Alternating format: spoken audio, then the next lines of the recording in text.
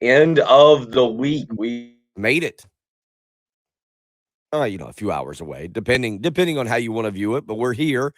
Friday, December the 3rd. Hope you are off to a good start here as we wrap up the first few days of December. Now you can go into your Christmas shopping and do all the fun things that you get to do on the first weekend without South Carolina and Clemson football since August. Welcome in. You're listening to the early game. Bill Gunner, Patrick Perrette, Jen Jensen. We'll get you through the next 3 hours, talk about what is happening right now in sports, and maybe even have a little bit of I don't know, where you guys want to go today, mustard or ketchup? I feel like after the mayonnaise discussion yesterday, we'll hit something else today. Maybe mustard or ketchup. Who knows? Who knows where we're going to go on today's program, but certainly some things to get into and talk about. Championship weekend, Alabama and Georgia will highlight that tomorrow, 4 o'clock over in Atlanta. That's where College Game Day will be tomorrow morning. Then you also have Michigan and Iowa as well. Oklahoma and State and Baylor are kind of your big three games in terms of having college football playoff implications tonight. It'll get started with Texas, San Antonio, and Western Kentucky, and then Oregon and Utah from Allegiant Stadium there in Las Vegas. So plenty to get into today as well.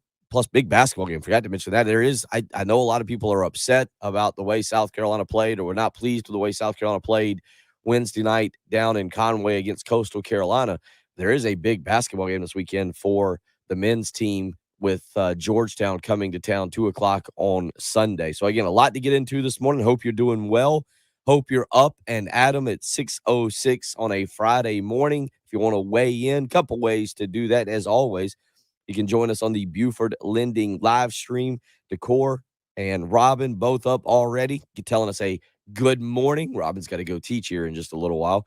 And then if you want to weigh in, you can do it that way, or you can join us on the Cool Care Heating and Air text line 803 404 6100. You can also hit us up via the Love Chevy phone lines, and that is the same number, 803 404 6100 is how you can join us there. Anonymous Raj is already in. He gets the show. If you're American, you prefer mustard. I don't think it's not a ketchup or mustard deal, is it, Patrick? You can like both, right? Like I was just meaning we did break down one. I don't even know all the kinds of mustard or ketchup. I assume just Heinz for both, but Uh, yeah, you can like no, I like both because if I'm eating hot dogs, I'll have one ketchup hot dog and one mustard hot dog. there you go. Okay, Yeah. there you go, Raj. So yeah, see, we And can I go. put ketchup, mustard, and mayo on a burger. Okay, there you go. So, see, we might just go right back down that path on a Friday. Who knows? You never know where we're going to go. That's the fun of it. 803 404 6100. How you can join us again this morning as we get you off and running. 805 this morning. Chris Deering from Prep Red Zone Network will join us to talk about it is high school championship weekend as well. So we will get back into what's going on over at Benedict College last night. Buford and South Point playing for the Class 4A state championship. Tonight, you'll have all the other games. Well, I say tonight. I should say tonight. But tonight and tomorrow, you will have the rest of the state championship games taking place. So, again, it should be a fun weekend over there for a lot of young men and their parents and their families, the coaches, everybody involved. So again, a lot of fun. I'm looking at the schedule just to see who tonight's game was, and right now let's see. I see Friday today is Camden and Daniel, 2 p.m. over at again Benedict College, and tonight Silver Bluff versus Gray Collegiate. Again, that's over there at Benedict College. We'll catch up with Chris Deering here at 8:05 as we do each and every week. So about 2 hours from now, and then coming up about 8:25, Patrick. It looks like you got a good chance here to win the picks contest. I mean, you've learned from the best. You've sat here all year and you've Mm, watched me dominate in the mhm. NASCAR picks contest. You've figured out how to do it, and you've just turned the tables on me. It appears, and I will be eating a very spicy pizza this weekend Oh, at Village Idiot about lunchtime on Sunday. One of the Village Idiot pizzas. We don't know which one just yet. Prior to going to the South Carolina Georgetown game, should make for a lot of fun. yeah, well, don't count your chickens before they hatch, so I'd have to lose all my games, which has happened before this week. So, I mean, the odds are in my favor, but it could definitely happen because you'll just go opposite on all of them. That's the only chance, and then we'll have our locks, and we're either banning the Western Kentucky pick or I'm picking it. You can decide now. No, I mean, if you want to, we can both take the same lock. You can. We can. I mean, we'll figure that out. There's only so many games though, and That's true. I don't love any of the over-unders. And if Brian Edwards is telling us that Western Kentucky's his favorite play, then I'm just going to pick Western just follow Kentucky. him. Yeah. You're going to follow him. All right. So we'll get into that at about 8:25 this morning. We'll put up a poll question. We'll ask you what you think is going to happen in the Georgia-Alabama game. That's where we'll go this weekend, as I got a feeling that I would assume, Patrick, that is going to be the most preferred game of the weekend for folks. That just seems right. And right off the bat here, we've got Nick, who weighs in on the Cool Care Heating and Air text line and says, I think the Nick Saban empire falls tomorrow and a new one has begun. Go Dogs, 35-17. So Nick weighing in. So if you want to weigh in with your Alabama-Georgia prediction, you can hit us up. 803-404-6100 is how you can do that. We'll get into that game and discuss that a good bit as well. So again, a lot to get to this morning, and just, because it's our show and because this is how we do things, and you just mentioned ketchup and mustard, and all of a sudden 5 people instantly, Danny and Anderson, since you mentioned it, ketchup is better with mayonnaise. Newberry Chris, French's mustard, definitely not Heinz. Jonathan weighing in, yellow mustard, not the brown Yankee mustard. Matt weighing in, ketchup on a hot dog, pain. And then anonymous texter, Heinz ketchup is the way to go. Hunt's ketchup is not good. Happy Friday to you all. All right. Well, it's been 11 minutes. I guess it's only been 6 minutes. We haven't talked about Brian Kelly yet. You saw this, right? His fake Southern accent. His fake Southern, learning to speak Southern, I think is, yeah. Go ahead. Did you listen to it? I've not listened to it. I just read about it. I've not heard it. Oh, you didn't listen to it? I've not heard it. Oh. Well, people did some digging yesterday and heard him say family last. It was one word particularly when he said me and my family. And last week he talked about his family at Notre Dame. Right. And spoke super. Has anyone else, I mean, you've lived in the South your whole life. Have you ever noticed another coach not from the South come in and try to be fake Southern? I don't think I think that this is a case. I read about it again. I haven't listened to it. I think that this is a case here of Brian Kelly hearing the rumor, not the rumors, but just the talk, the discussion that he's not a cultural fit for LSU. And I think he's just trying to lean into that and play and be kind of funny about it. That's my opinion. I could be wrong, but I think that that's exactly what Brian Kelly is kind of doing here. This is so much worse, though. He hears it. I don't know. I think Brian Kelly's got more of a personality. Sometimes I think Brian Kelly, he always looks angry. Like, have we ever seen Brian Kelly where he looks like he's having a good time? And yesterday when he was pretending to have a good time at the basketball game in the PMAC.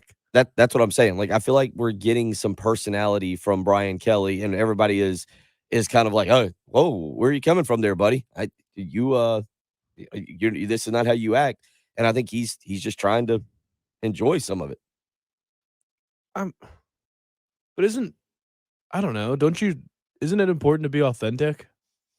Yeah, but I mean, I don't think he didn't do it. Again, the article I read, I can't remember where it was last night, but I can't believe you saw this on an article and not just Twitter. Yeah, it was just, it was on Twitter and it linked me to an article, and the way it read was, I'll see if I can go back and find it here. It was that basically he took Southern speaking lessons, and it just said that he was making fun of himself. And I just read it. I kind of perused it very quickly just because it was something that I didn't know if he had done, like you said, I didn't know if he'd done something stupid or overboard, and was like, oh, he's already really done something to stand out at LSU. The way I read it, we'll see if we can locate the audio. Well, I'm sure the audio is out there somewhere. Yeah, I sent one thing to Jen. Maybe we play that second when we go through this breakdown. But if you just type in Brian Kelly on Twitter, there's a million different videos now of him. Did you see this at all, Jen? He did a Brian Kelly from Boston, lived in the Midwest the last 20 years. Did a fake Southern accent basically at the LSU game. He was pumping up the crowd at the LSU basketball game last night, and it sounds like he just developed a Southern accent overnight as soon as he landed in Baton Rouge. So the thing that I just sent you is him saying the word family in to his team at Notre Dame last week versus how he said it at the LSU basketball game. But there are longer videos of him talking about how great Louisiana is, and it's there. It can get pretty cringeworthy. Oh. We'll find the audio. We'll Yeah, track it down. yeah, we'll we'll- listen to it. We'll all break down the Southern accent of Brian Kelly and where that stands. I think it would be awesome if Lincoln Riley tried to do the same thing. kind of a and hey just- dude, like I don't know, go to the Southern Cal basketball game and like smoke a joint on the court and be like, guys, we're gonna be so good this year, bros, and just try to be like a full on Cali bro, and just everybody just fully adopt the their. I guess there's only so many places you can really do it. I mean, unless you're the coach of Boston College, you can develop a Boston accent, but I've never seen anyone do it the way Brian Kelly did. And Yeah, people it's are bad. I just heard it. Would you? Because I saw some LSU reporter tweeted, "You guys are laughing about this, but now I have to consider: am I actually going to ask him about this in the press conference?" Which would you ask about it? Again, Would a South Carolina coach get a pass on it?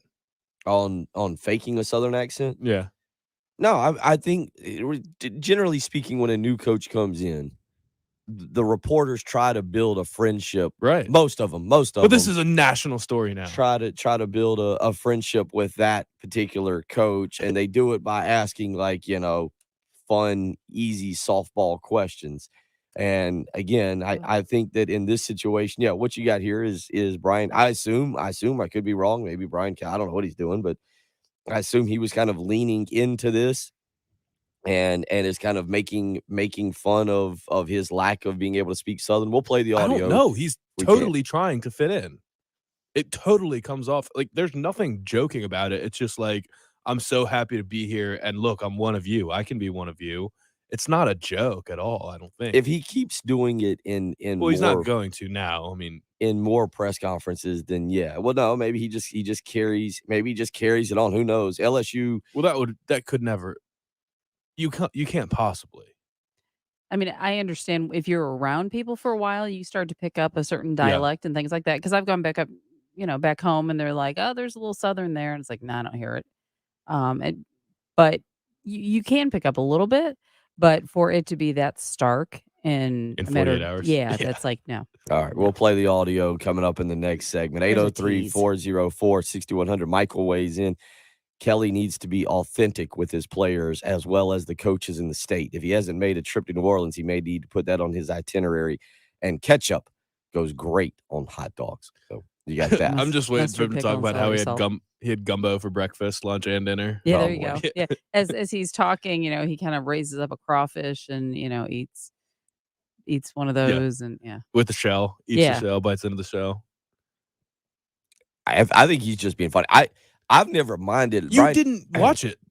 I mean, all right, we'll play it in the next segment. Did you watch him though on the court? Like, does anything about his body language? No, but I think Brian Kelly's kind of a weird guy to begin with. Like I just think exactly. I think he's a weird guy that thinks that somehow this is going to be his way of being endearing, and it's actually going to work, and people are going to be like, "Oh, you know what?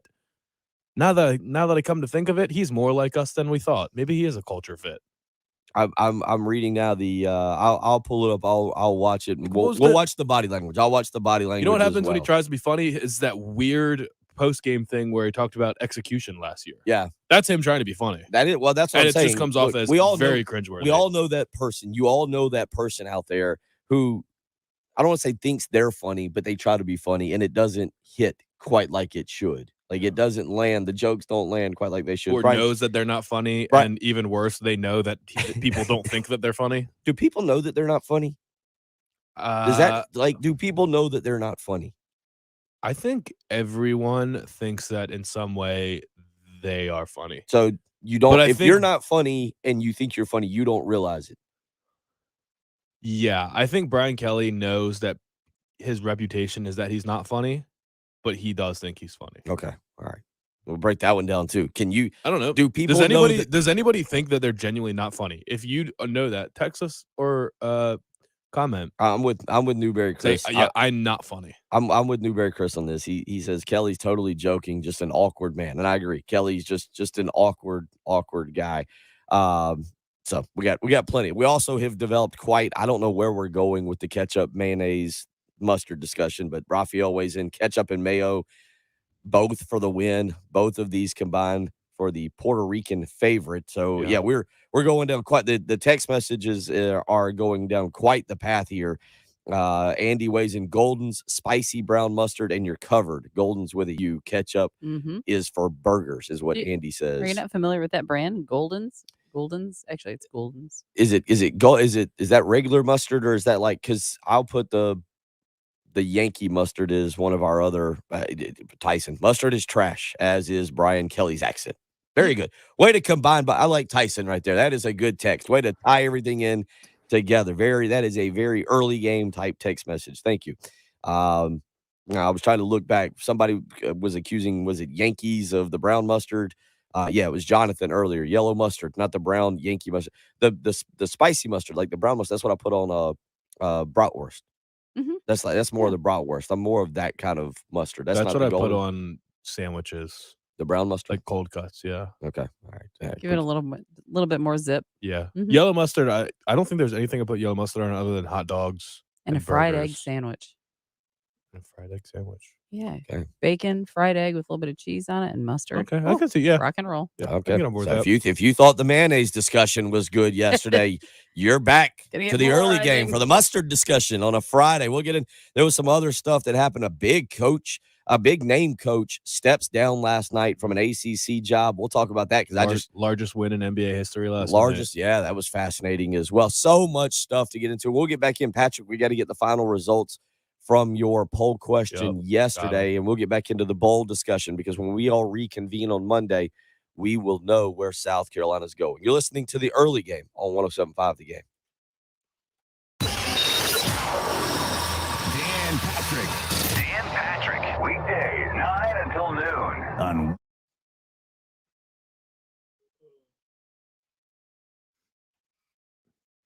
All right.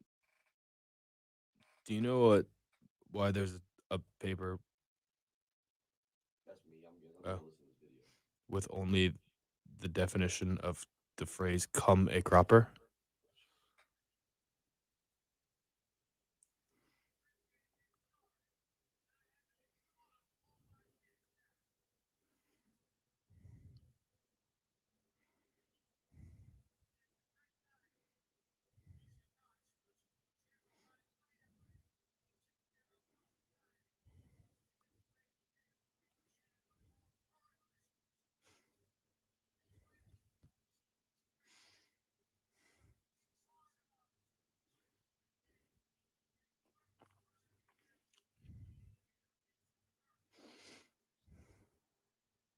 All right, I will discuss this.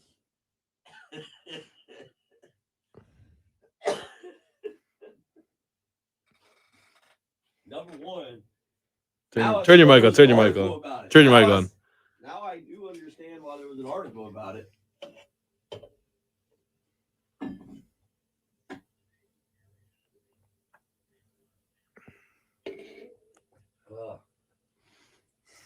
I got to break up this.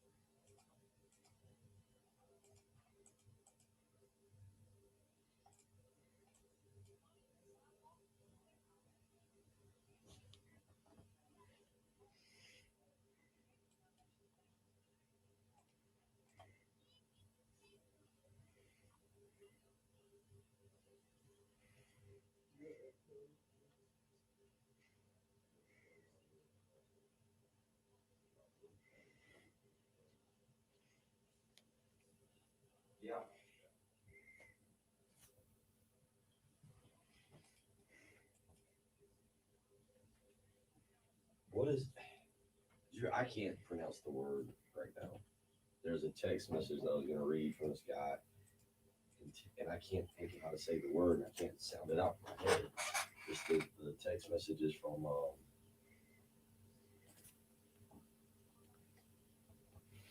Steve. What is that word? Not intimidating. Imitating? Imitating. Good Lord. I was going to lose my mind during this segment because I couldn't think of how to say imitating. I thought of all the words in there, vernacular was going to be the one that you were vernacular struggling I had. I knew that one. Imitate. Like I couldn't just, my mind blanked. I couldn't like.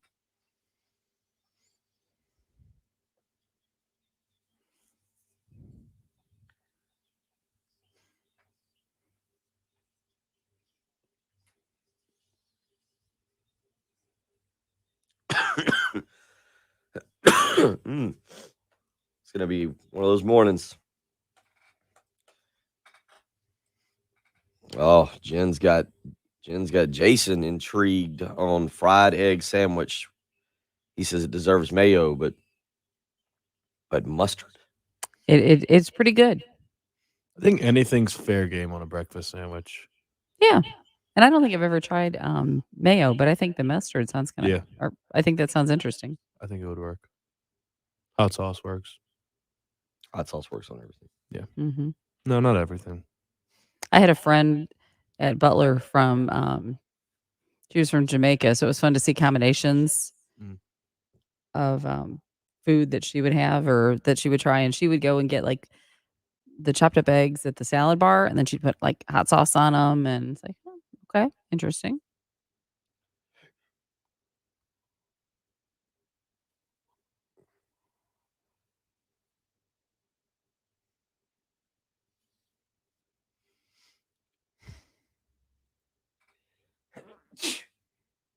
I am coming unglued. It's the good part of the live stream. You all get to watch a semi-sick person try and make it to a radio program.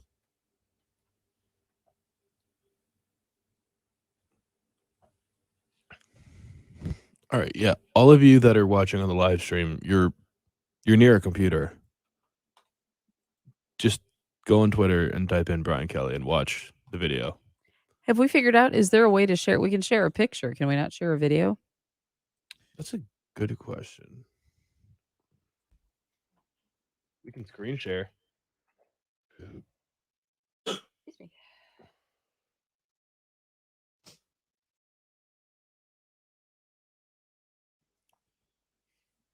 Uh-oh. Robin gets really Southern when she gets mad. I think all Southern women actually do that.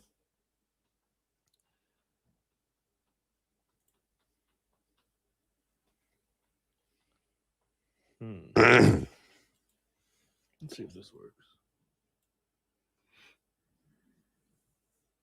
Oh, Patrick's going to try something on the live stream. Let's see what happens. It is cringeworthy. Share my I agree. I just read an article on it last night. Now I see why.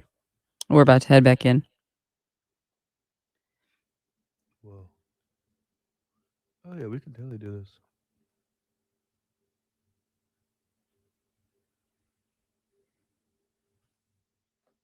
We'll do it next break. I can totally do that. Yeah, the sound definitely works on the video. I should be able to maybe feed it through 3 for the audience to hear and try it. 5 big games.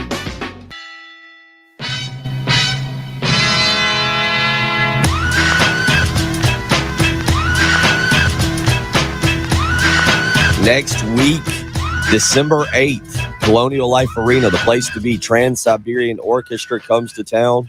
You can purchase tickets now. They're on sale, Ticketmaster.com.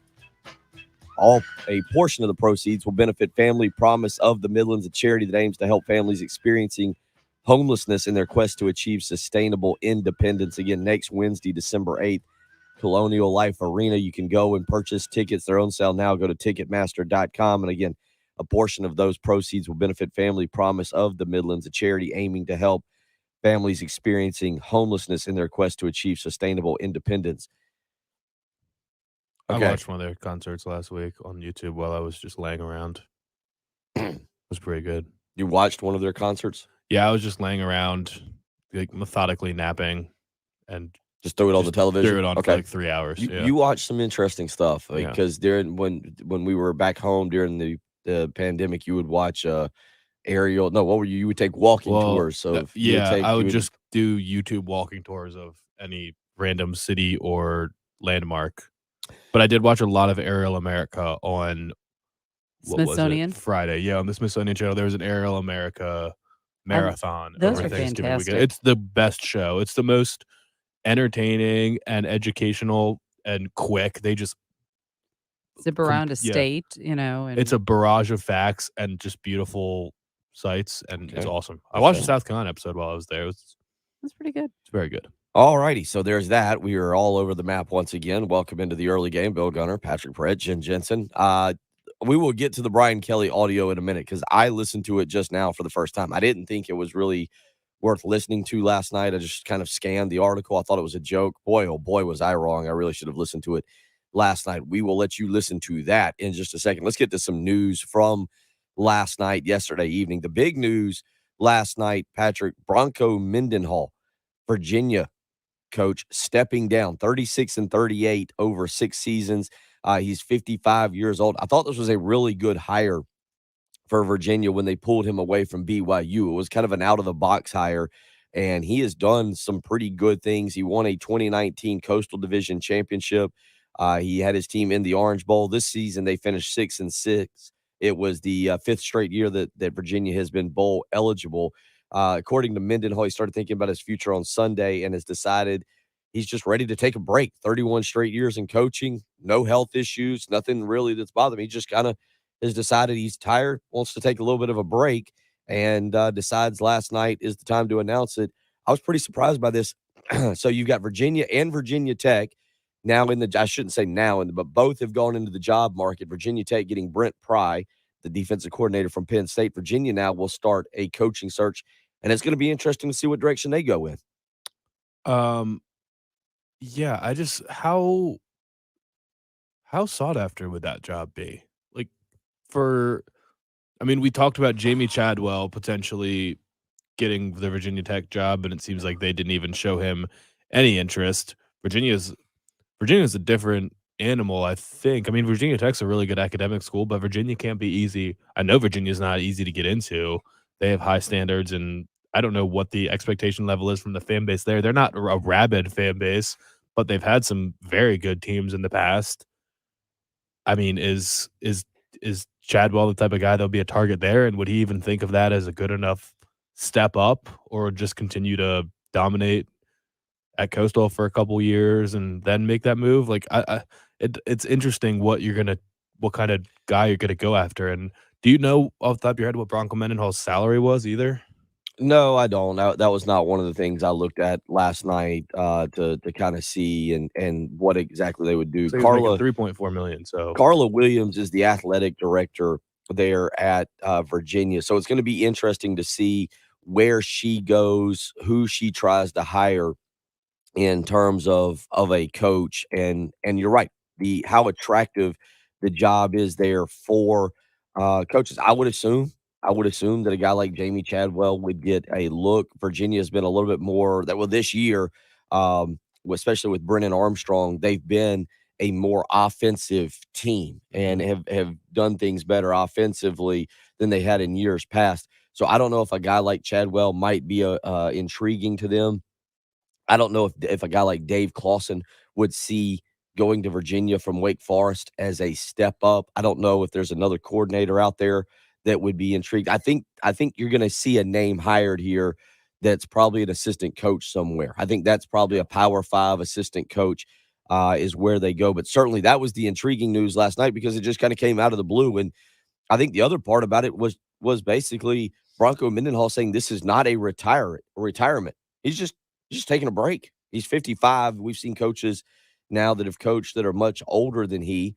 So he's got plenty of time to bounce back into the industry. But I do find it interesting that he's just stepping away from its, would he want to go back to Virginia? Does Virginia say, hey, he must want to go back west.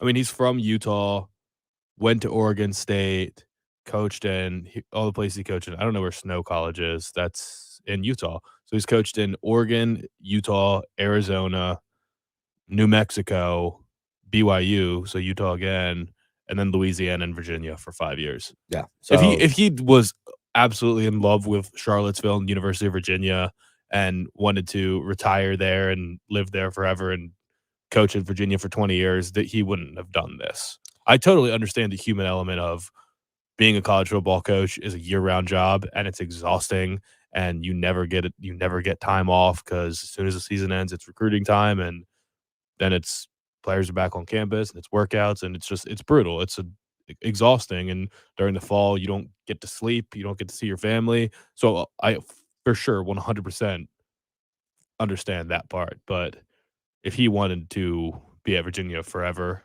he wouldn't be stepping down because he can't ever expect to get that job back unless it's 3 years from now. No, I think you make a good point. I didn't think about wanting to go back out west. Arizona could open in a few years, and if that's where he wanted to go, who knows what could happen at some other schools out there. That's a good point about that. 803-404-6100. Some other news just kind of following the Oklahoma coaching search. I'm kind of now of the opinion that it will not be Brent Venables. I think he is going to be passed over. Oklahoma, I think, is going to, some of the reports I read last night appears, Patrick, they're gonna lean toward Dan Lanning, the defensive coordinator at Georgia. Yeah. I'm a little surprised they would pass over Venables for Dan Lanning because, I just think Venables might be the better hire. We know he's run the defense at Clemson, but it's another sign that maybe Venables is just not cut out to be a head coach. And one, he's probably perfectly happy at Clemson. He makes good money. He's got great job stability. But it would come across right now if you're going to take Dan Lanning, because I feel like you're taking the guy who is just there at Georgia. That's Kirby Smart's defense. That's Kirby Smart's baby. Yeah. And I don't know how much credit I give to Dan Lanning for the actual calling of the defense and everything that's been done there. Although you look around, Mel Tucker was also a defense coordinator there, and look at the success he's gone on to have so far, at least. But a lot of rumors last night that's why Oklahoma has not named a coach just yet. The announcement could come early next week once Georgia is through the SEC championship game, and that Dan Lanning could end up being the guy. It does still seem like there's a combination of rumors, but I mean, I agree. I said it yesterday. Just you have a guy who's proven he can do it on his own, and you have a guy that is basically 1A or 1B to the guy who was one of the best defensive coordinators in the country, and that's the reason he got the head coaching job there. I mean, I'm sure Dan Lanning is a sharp dude, and you're not going to become the defensive coordinator at Georgia under Kirby Smart unless he was impressed by you. So Kirby Smart having the confidence and basically signing off on you as his own defensive coordinator says something in and of itself. But yeah, I mean, Brent Venables has been the guy. It has been every bit his defense.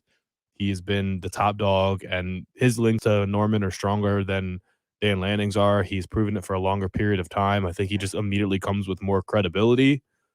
And Dan Lanning, I mean, maybe you're swinging for the fences and it's a long shot that has a better opportunity to pay off just by virtue of him being 15 years younger. But Brent Venables could coach at Oklahoma for 20 years still. It's not like he's an old man and you're gonna get 5 to 10 good years out of him and that's it. I mean, he could be there for decades. I also, my opinion of this, if Brent Venables doesn't get this job, there will never be another head coaching job he's better suited for than this one. Right. Like it's a prime job. I know he'll never get offered a better job. No, there won't be a better job. And Kansas State, his alma mater. It's not like he's gonna outlast Dabo. Yeah. So if you're a Clemson fan, Venables clearly will just be at Clemson for the rest of his life. I know Clemson fans love that, but that also just goes to show, I guess, some people are just not head coaching material, and for Clemson, they're going to get a guy who's not head coaching material, and it's just going to he's going to be a very good material.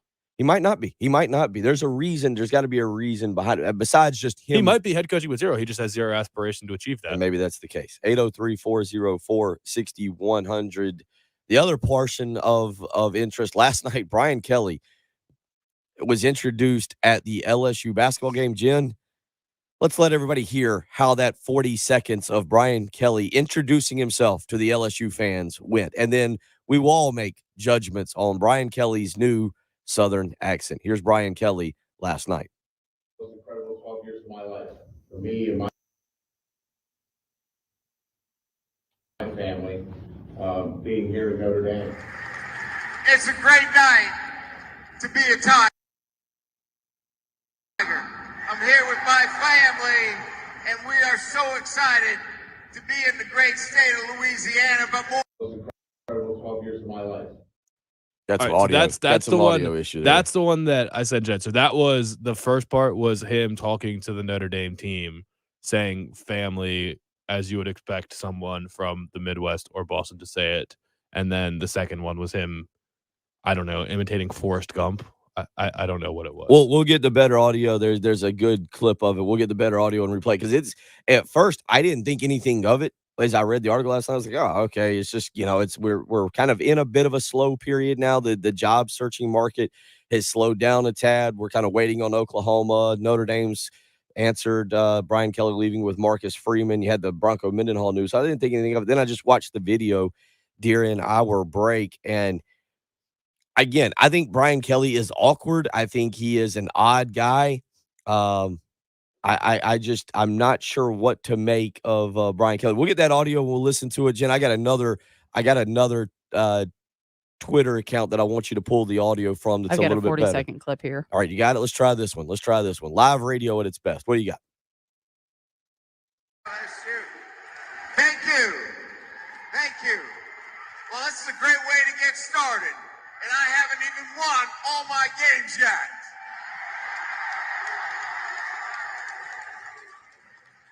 It's a great night to be a Tiger. I'm here with my family, and we are so excited to be in the great state of Louisiana, but more importantly, to be with you great fans and to be part of what is going to be an incredible ride here at Louisiana State University.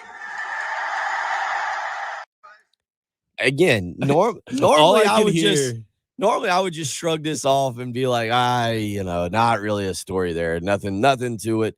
I don't know about that now. I'm a little, that was maybe a little over the top even for Brian Kelly. And you got to watch a little bit of the body language. Like I'm looking at it on Twitter. It is, if you go to @Mike_Bunt, BUNDT is where I saw the video, and you can watch his body language. And you know what? If Patrick just reading the article and kind of listening to you, I thought, he's joking. He's kind of playing around. He's trying to, do something funny. I don't know. You go and watch the video, and now you're like, I don't know. Brian Kelly was legitimately, I think, doing this on purpose. Yeah. To endear himself. Be part of endear himself to the Louisiana, the LSU family, I guess. The one word, the family, really stuck out. My family. All I could think of was thinking of Forrest Gump saying, I was running. Go watch the video if you haven't seen it. I'm not sure what exactly he's trying to do. Yeah, Robin says on the Buford Lending live stream, that was awful. How can you not hear how fake that was? We'll see where it goes. We will see where exactly it goes. Brian Kelly at LSU is going to be a lot of fun.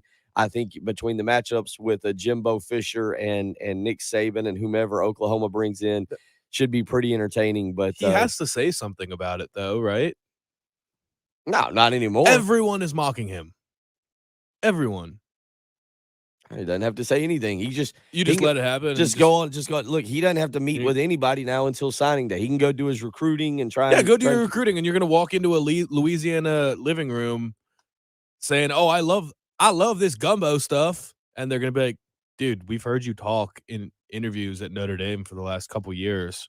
Why are you being like this?" Yeah, I don't know. I don't want my son to come play for you, you weirdo. I don't know if recruits will view it that way. They're going to view LSU and Death Valley and Baton Rouge and all the great things that are part of LSU football. I don't know if the coach's accent will get to him. I think he needs to just come out and say, "Yeah, my bad. I got caught up in the energy of the basketball game, and it was weird with the microphone. I kind of felt like I needed to yell, and it just came out got funny. Caught up, and it just came out funny. But yeah, I'm sorry. I'm not trying to steal your your accent. I think he watched the Friends episode, where Ross was the nervous new professor, so he kind of just Did the adopts British this British accent? accent, Yeah. and then he tries to phase it out, so maybe Brian Kelly can do that too. But slowly So- but surely, Brian Kelly will get it right there in Baton Rouge. 803-404-6100.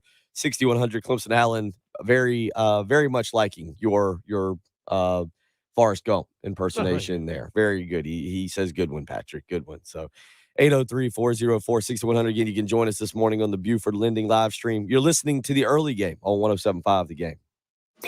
Live, local, and free. That's how we do sports. 107.5 The Game. Feel free to call and complain if you wish. You should call that radio station and let him have it. Remember, we are free of charge, after all. Getting a great night of sleep. That is vital to your everyday health. I've been getting great nights of sleep. Just the weather changed has caused a little bit of congestion, but I get great nights of sleep each and every night. Put the sleep number setting on 55. That's right. Bumped it up a little bit last night. 55 was the sleep number setting, and it was a fantastic night. Ready for the weekend now, am I? Right now, you can do the same. You can find proven quality sleep. It is indeed life-changing sleep. Don't miss Sleep Number's Cyber Week special. Save up to $1,000 on select Sleep Number 360 smart beds and adjustable bases, plus special financing. Subject to credit approval. Minimum monthly payments required. See sleepnumber.com for details. And also, you can visit two of their stores, one in Irmo on Harbison Boulevard across from Buffalo Wild Wings, the other in Columbia, Two Notch Road across from Sand Hills Mall. Again, you can always visit them on the web, sleepnumber.com. This deal ends Monday, December 6th. So you got the weekend to get over to a Sleep Number store and check out the Cyber Week special, where you can save $1,000 on select Sleep Number 360 smart beds and adjustable bases. Plus, there is special financing involved as well. Go visit a Sleep Number store today and find out what a great night of sleep is truly like. From the Shepherd's Glass Traffic Center, Shepherd's Glass, a true reflection of quality. ShepherdsGlass.com. I-26 westbound, about 2 miles before exit 119. That is currently closed due to an accident. So again, that's I-26 westbound, basically between Old Sandy Run and Highway 21. So in that kind of vicinity between 119 and 125. So if you're coming up from Orangeburg, make alternate plans because that's going to be closed for a little bit. Also, looks like just some road construction slowing things down. I-20 westbound there at Highway 378. Weather-wise, beautiful for this weekend. 79 today, 77 tomorrow, and looking at 73 for Sunday. Right now, 45 at 107.5 The Game.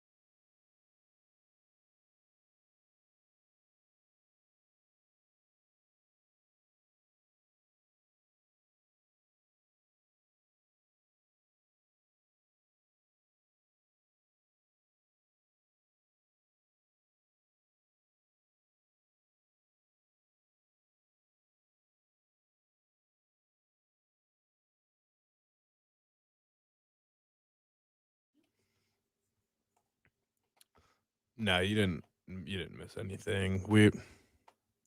Bill has said that he believes that Dan Lanning has taken over as the likely candidate, but nothing is decided.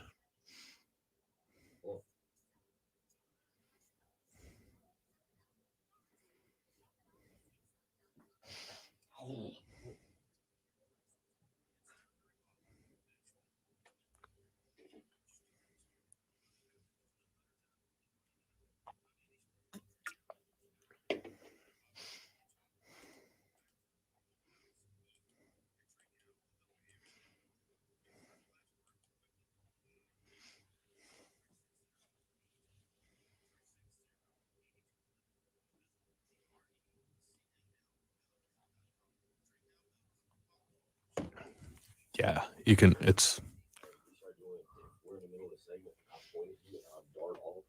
I'm congested. I'm gonna throw up. It's just isn't like I'm trying to clear it out. Now it's gotten into like you ever get it like in the back of your kind of throat or whatever, you just can't.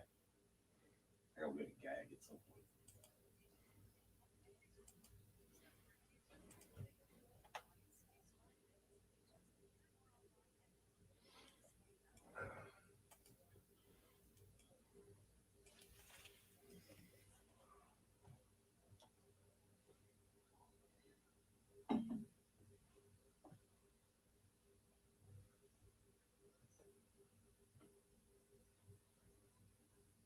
I think Black Rifle Coffee went pub. What did they do? Something recently.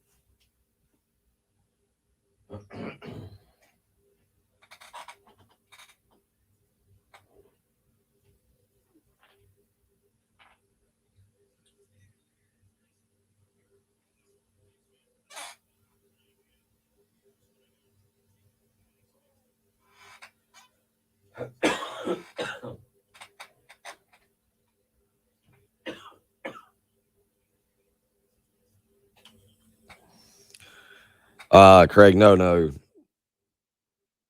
I don't know. Nah, the Oklahoma insiders, the people that we were following all week, has no clue what they're talking about.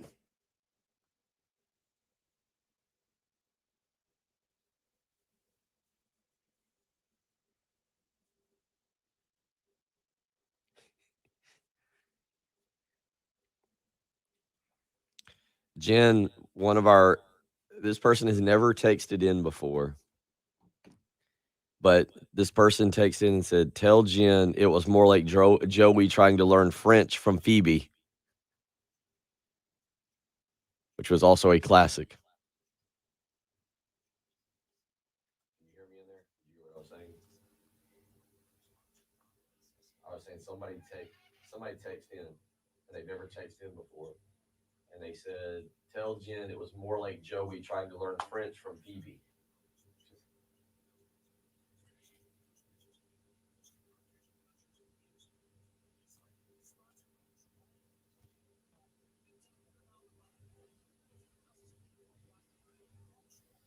Yeah, Joey learning French was hysterical. No, Craig, I'm not really feeling awful. I just very, very congested. I'll be better by 9 a.m. and I'll be better than I was at 9 a.m. at 12 p.m. And by tonight I'll be rolling, and then tomorrow morning I'll feel awful again.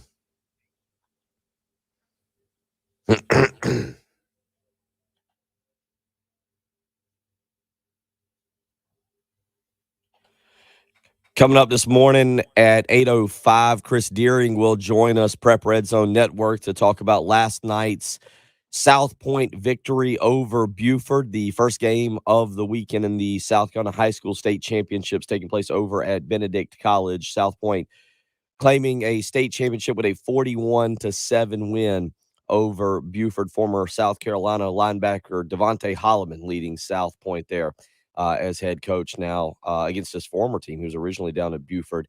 And South Point, the Class 4A state champion, with a 41-7 victory last night over Buford over there at Benedict College. Again today, you can get over to Benedict College, catch some great high school football. Will be the Class 3A and the Class 2A state championship games. Camden versus Daniel at 2 p.m. today. And tonight, Silver Bluff takes on Gray Collegiate at 7 p.m. Tomorrow at noon, Bamberg Earhart versus Southside Christian.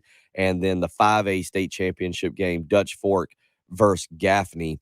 So you've got state championship weekend. It is championship weekend across the board, Patrick. And while people are still weighing in and offering hot takes on mayonnaise, this anonymous texter who has never texted us before, appreciate all the newcomers now joining in. Kraft mayo is awesome, is what he says. And then we've had other people weighing in throughout the morning on hot takes. So plenty to get into, but we need to get into championship weekend. Georgia, Alabama, Wake Forest, and Pittsburgh, kind of interesting there. It's Yeah. nice to see two different teams. It's nice not to see Clemson in the ACC championship. We also in the need to South Conference. predict who we have to lock in who our 4 playoff teams are going to be. Okay, so there you go. See, we won't just make it a mayonnaise, mustard, ketchup hour number 2. We'll talk some actual sports for you out there that want to hear sports talk. I guess that's why you're tuning in. We'll do that.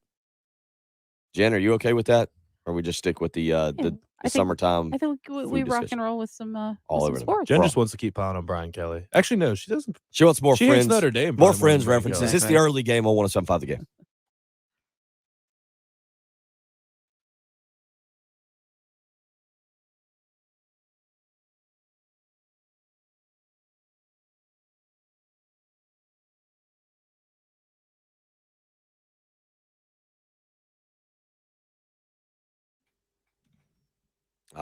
Scott. Scott says he has text. He got a new number. Now I got to update Scott's number in.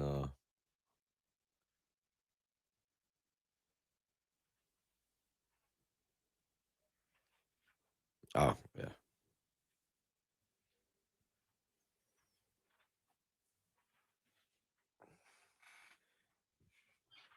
Yeah, like I said, we're getting there. Hot sauces. We've done a hot sauce show.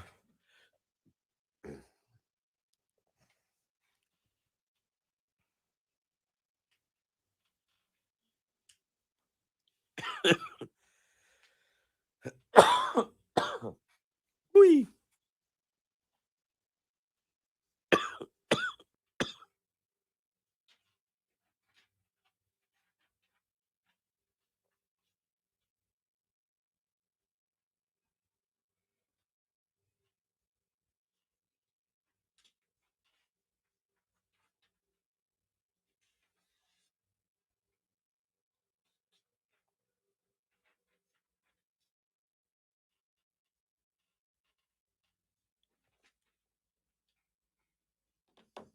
Mm.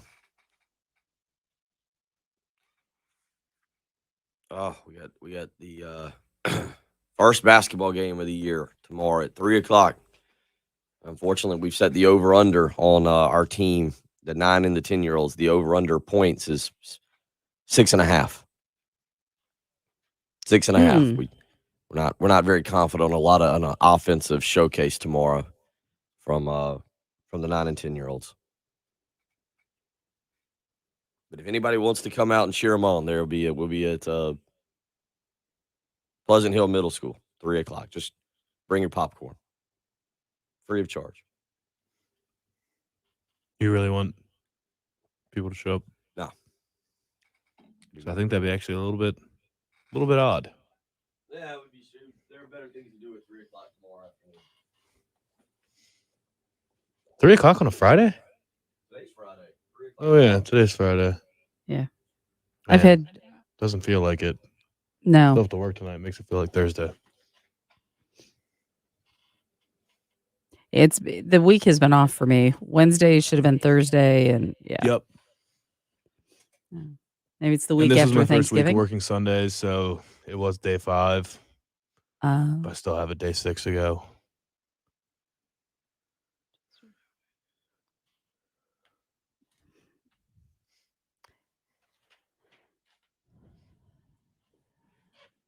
oh, hey, shocking.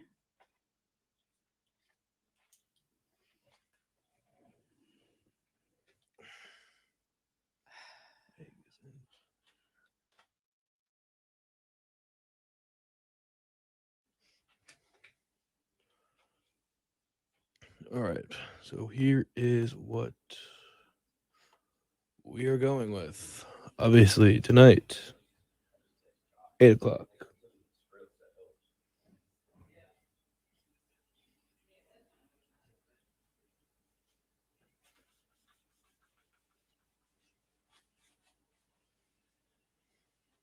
I think he told.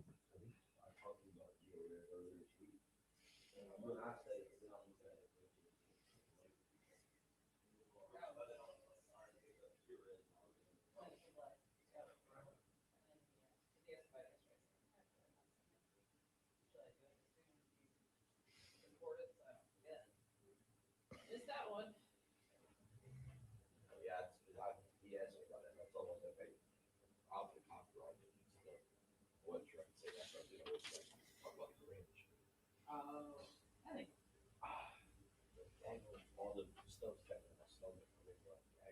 Yeah.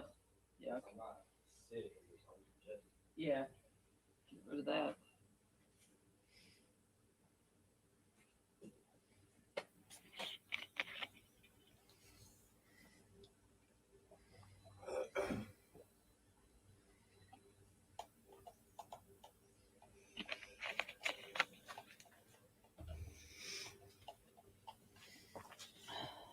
Oh,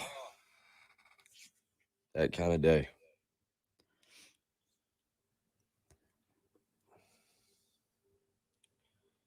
I apologize to all y'all for like constantly clearing my throat and my neck and my back of my throat, chest. Not going to be the healthiest Friday I've had in a while.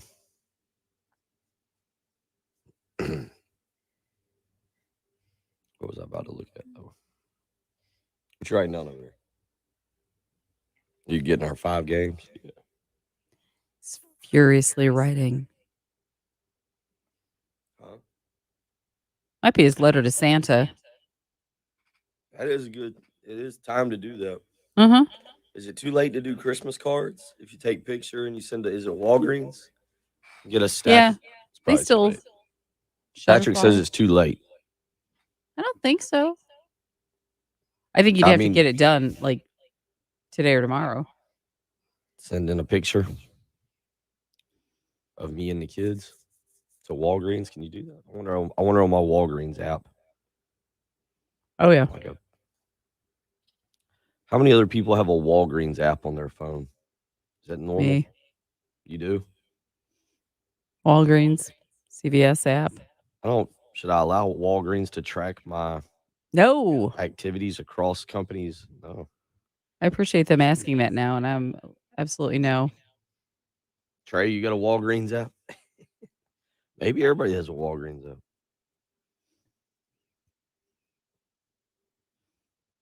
Maybe Bill thinks it was just for him. I didn't. I felt like an old man because I had a Walgreens app, but maybe I'm crazy. Maybe that's not true. No. Oh, we're back. Oh yeah. Hey, we're back. Where the bacon is always prepared properly. My Grand Slam was supposed to be with sausage. On 107.5, The Game.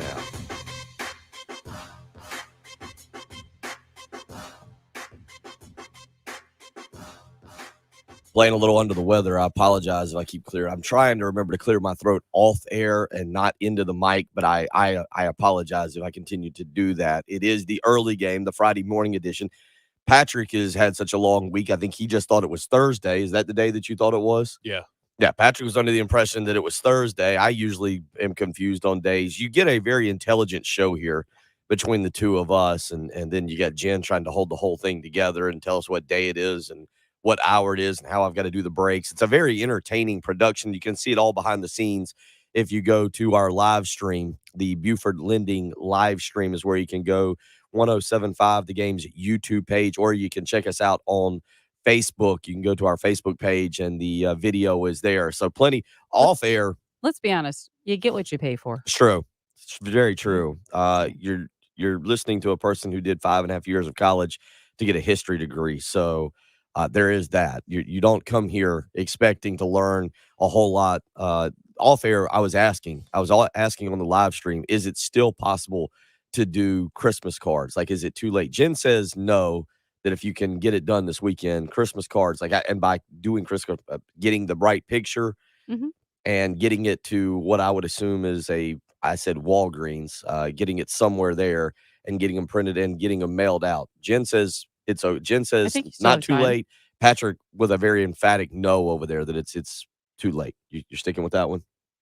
I mean, you were talking about you haven't even done the photo shoot yet. Not just you have the pictures right. You want to get them printed and sent out. You could do that. Yeah, we got to do well. I mean, look, this day and age, I can take a picture with my phone of me and the kids, Great. and Good. I mean, we're not going out to some field or we're not going out on a dock and Well, taking the a typical magical. thing is the everybody puts on like a white button up. It goes to Yeah, the beach. yeah, we're Oh not. yeah, no. We're not None of doing it. this. If you get a Christmas card from us, it's not going to be We've one of the never done a extremely Christmas fancy card. ones. Yeah, yeah. Oh, so you haven't done the Christmas card with girlfriend? No.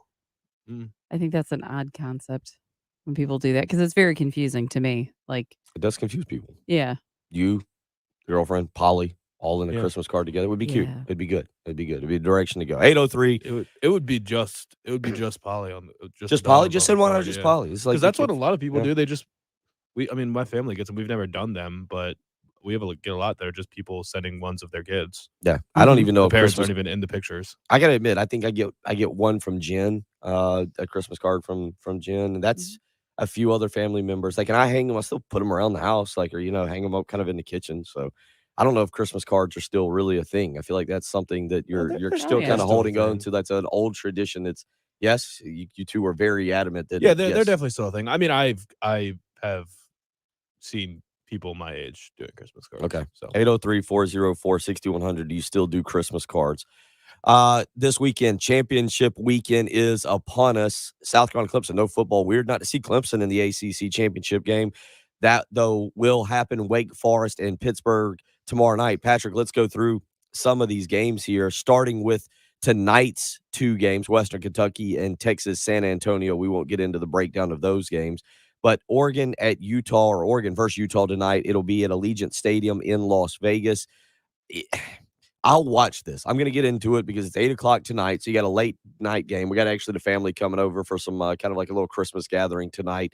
So this will give us something to sit around and check out while the family drinks some eggnog and relaxes and listens to Christmas music. But Mario Cristobal, the intriguing part of this, there's a lot of rumors that Miami is going to make a run at Mario Cristobal if they haven't already done it.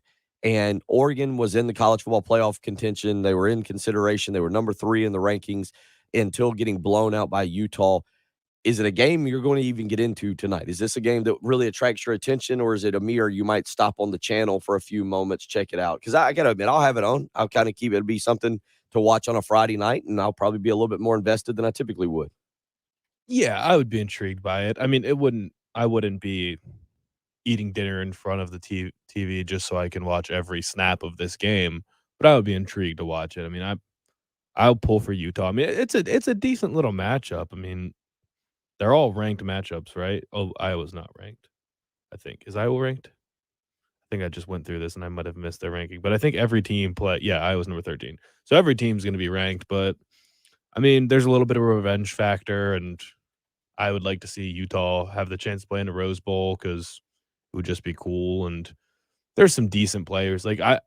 That's the only thing I watch for in games that I really have no link to whatsoever. And I think it's mostly going to be defense in this game. Noah Sewell, Justin Flo, a couple linebackers from Oregon that are super talented. Kayvon Thibodeau has a chance to be the number 1 pick in the draft.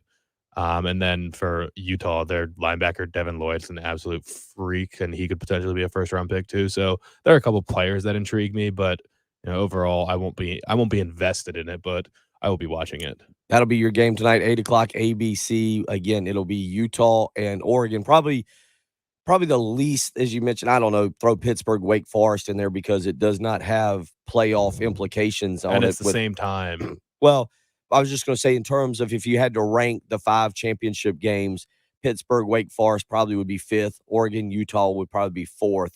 Either way, they're kind of side by side because they don't have playoff implications. But Pittsburgh is going to be on at the same time as the ACC games going to be on at the same time as the Big Ten game. So I cannot imagine many people are going to be watching that. So tonight, Oregon and Utah. Tomorrow should be a lot of fun, though. It starts at noon. You actually have 2 games at noon. Kent State and Northern Illinois is your MAC championship game on ESPN. Noon, though, Baylor and Oklahoma State. Now, we'll pick this in a little while. Oklahoma State's about a touchdown favorite. Is that right? 6.5, I believe, is what 5.5 is what we're going 5.5 is what we're going to pick. Oklahoma State beating Baylor earlier this year, 24-14. Patrick, you look at Oklahoma State. This is I don't know how they would fare against if they get into the college football playoff. One, it would be interesting to see if they would get the 4th spot if they win. If let's hypothetically for a second say that Alabama does indeed lose to Georgia, they fall out, and you get a Georgia, and you said we need to make our predictions. We get a Georgia. Number 2, I assume, will be Michigan if they win. Number 3, I assume, would be Cincinnati. I think Cincinnati would move up to 3, and Oklahoma State would come in at 4. I kind of would like to say I don't think Oklahoma State would be that competitive with Georgia. I think Georgia would blow them out of the water in the semifinal game. But I would like to see some new blood. And Oklahoma State and Cincinnati, both the definition of really new blood. I know Michigan's never been in the college football playoff, but at least Michigan's a brand name team.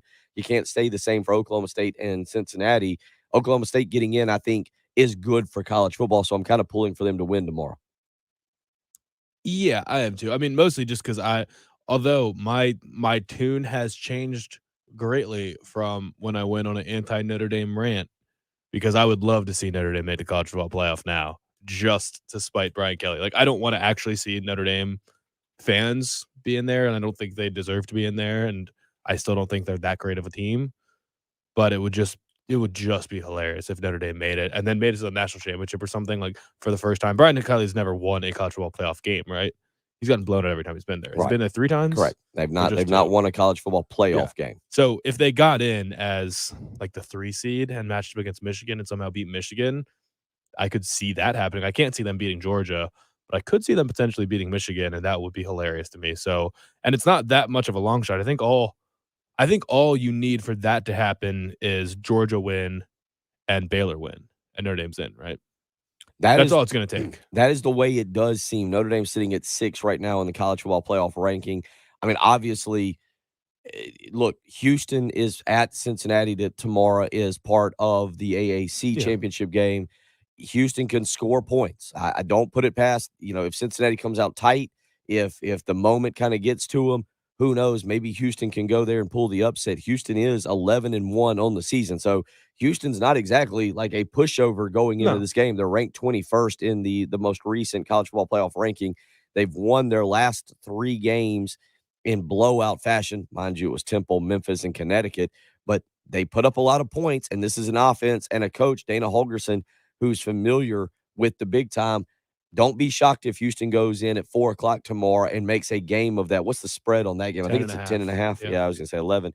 But the bottom line is that's a game to watch. So there are openings for Notre Dame, who is not it's not a stretch at all that Notre Dame makes. It's not. And we should point out, Notre Dame has not officially announced Marcus Freeman. Now, sources have told ESPN that Notre Dame will announce Marcus Freeman today as their head coach. A press conference is scheduled right now for 2 p.m. Monday. Again, it is per sources, not per Notre Dame themselves. So right now, Heather, you did see the video of Tommy Rees talking to the team? No, I did not. There was a cool video of Tommy Rees. I think Notre Dame posted it. I think Tommy Rees retweeted as well, of just him going in with everybody sitting in I guess it's just the team meeting room or the auditorium, and just announcing to the team. There's a lot of bleeps, but he's like, I'm not bleeping. Okay, so he pulled the Jordan Belfort, the Wolf of Wall Street. Yeah. Fired everybody up though. This actually just about 20 minutes ago, Heather Dinich from ESPN, a senior writer with ESPN, is reporting that Notre Dame will announce Marcus Freeman today, and a press conference will take place at 2 p.m.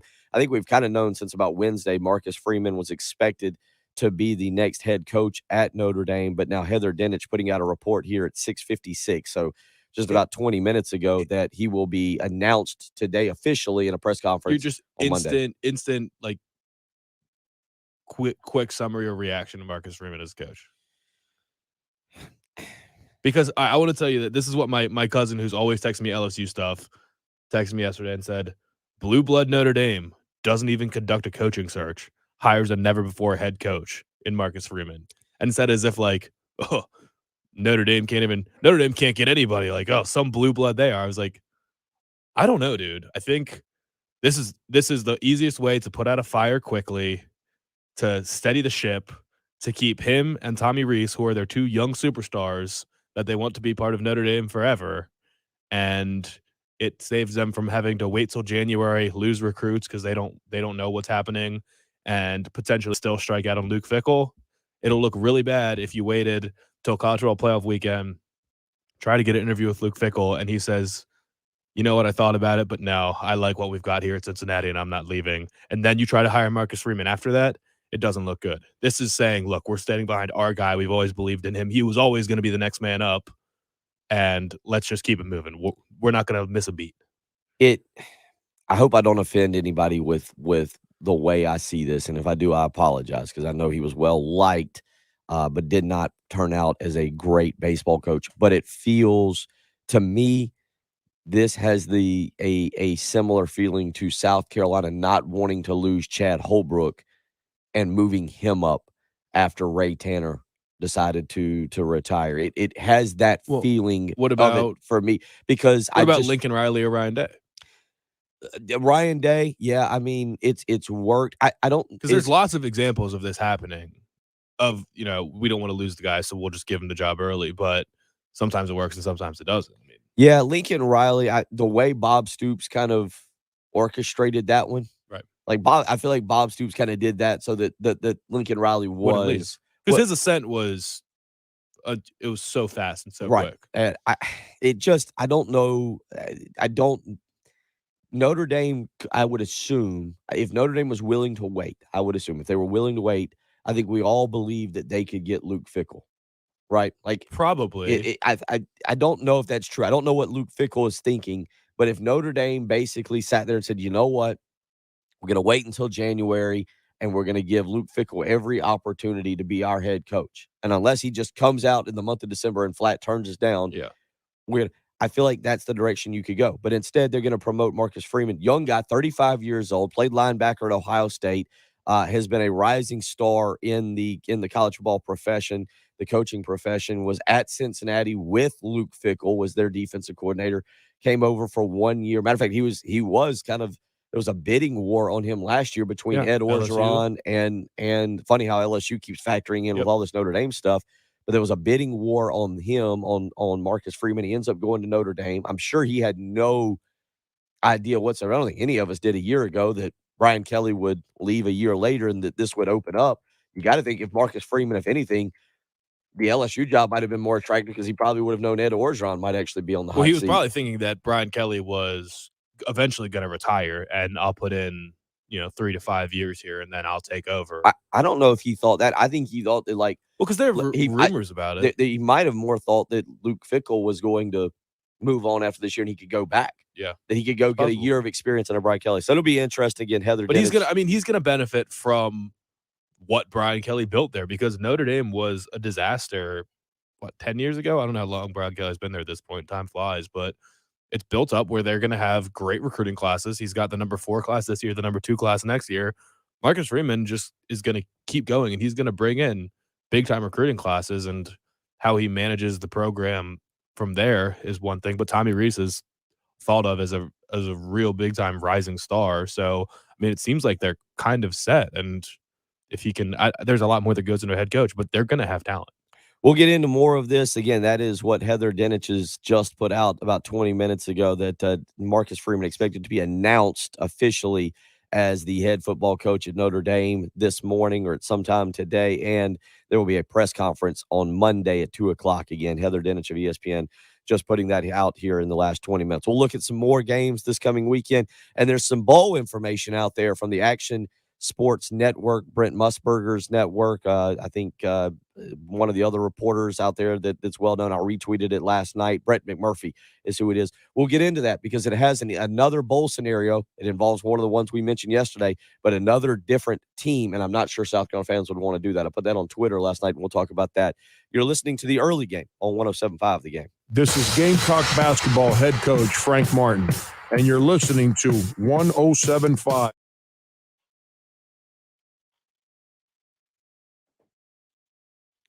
You're suffering from a little bit of pain, got some issues with your muscles, with your ligaments, with your tissues, got some inflammation you're ready to get rid of. Now is the time to call QC Kinetics, 803-281-6860. That's how you can get in touch with them. They are at the forefront of regenerative medicine and can get you back to living the life you want to live. And let's be honest, with 2022 just around the corner, it's time for you to make a New Year's resolution that getting the lifestyle back you want, where you can get out in the yard, run around with the kids, have a good time.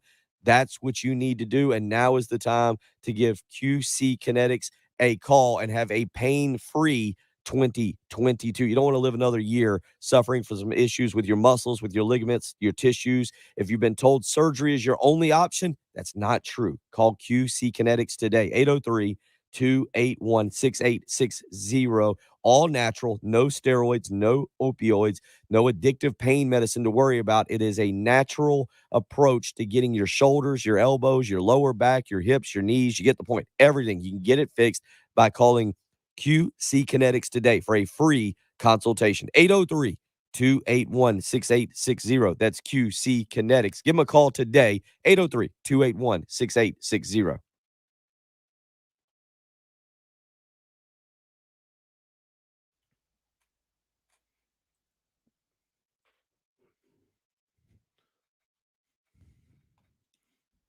Evan, if you're just jumping on, I suggest you start the show over on YouTube.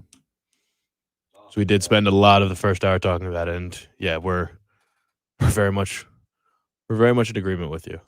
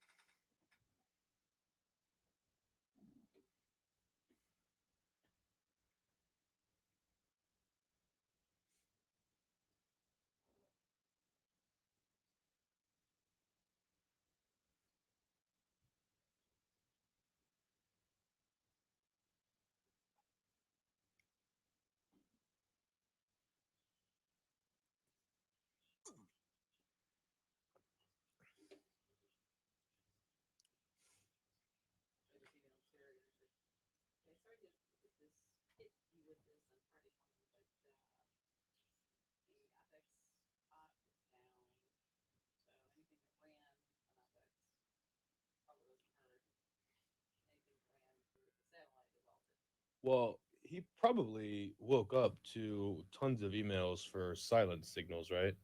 Well, but if the satellite kept going all night, it probably just kept running. But the commercials would have still for the breaks, it would have fired and it would have been silent if UpX was down. I would think. We just would have, the commercials would have played, but not actually been heard. Right.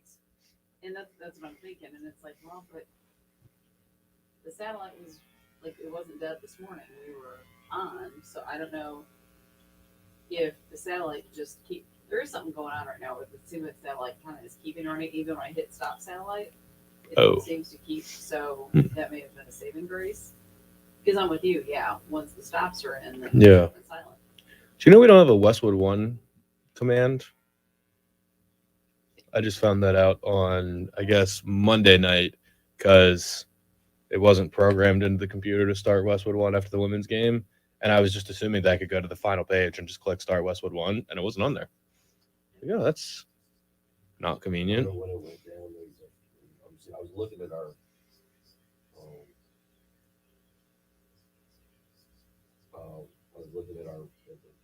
Twitter page to see if anybody tweeted like, hey, Frank Martin had his college show last night. So I'm guessing 7 to 8. So Terry texted me about 8 o'clock. So I'm guessing something like did that. But then after played lunch. He texted me. He said, "Hey, do you have Bill's number?" So he must have misplaced it if he gave it to him. Oh yeah. He texted me. So, and I was like, oh, and by the way, I had to load this morning's log. It was loaded, so nothing ran for sure between midnight and 5:50 a.m. So,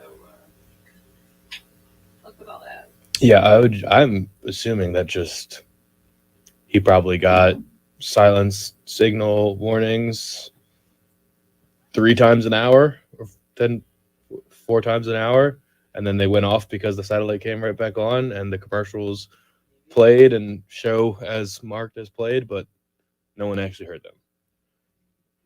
Or if the OpEx was the slightest bit up, would it still send a silent signal? Right, yeah, I mean, because if it's not enough for it to really register. Because even at the transmitter, it boosts, the Yeah. gain and all that, but I don't think I don't know. That'll be fun to walk into. Eeks.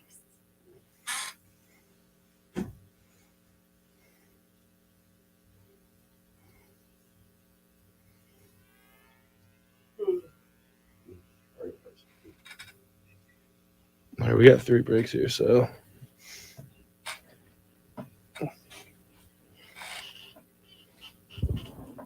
Download the TuneIn app so you can take 107.5 The Game with you wherever you go. And now, back to the early game on 107.5 The Game.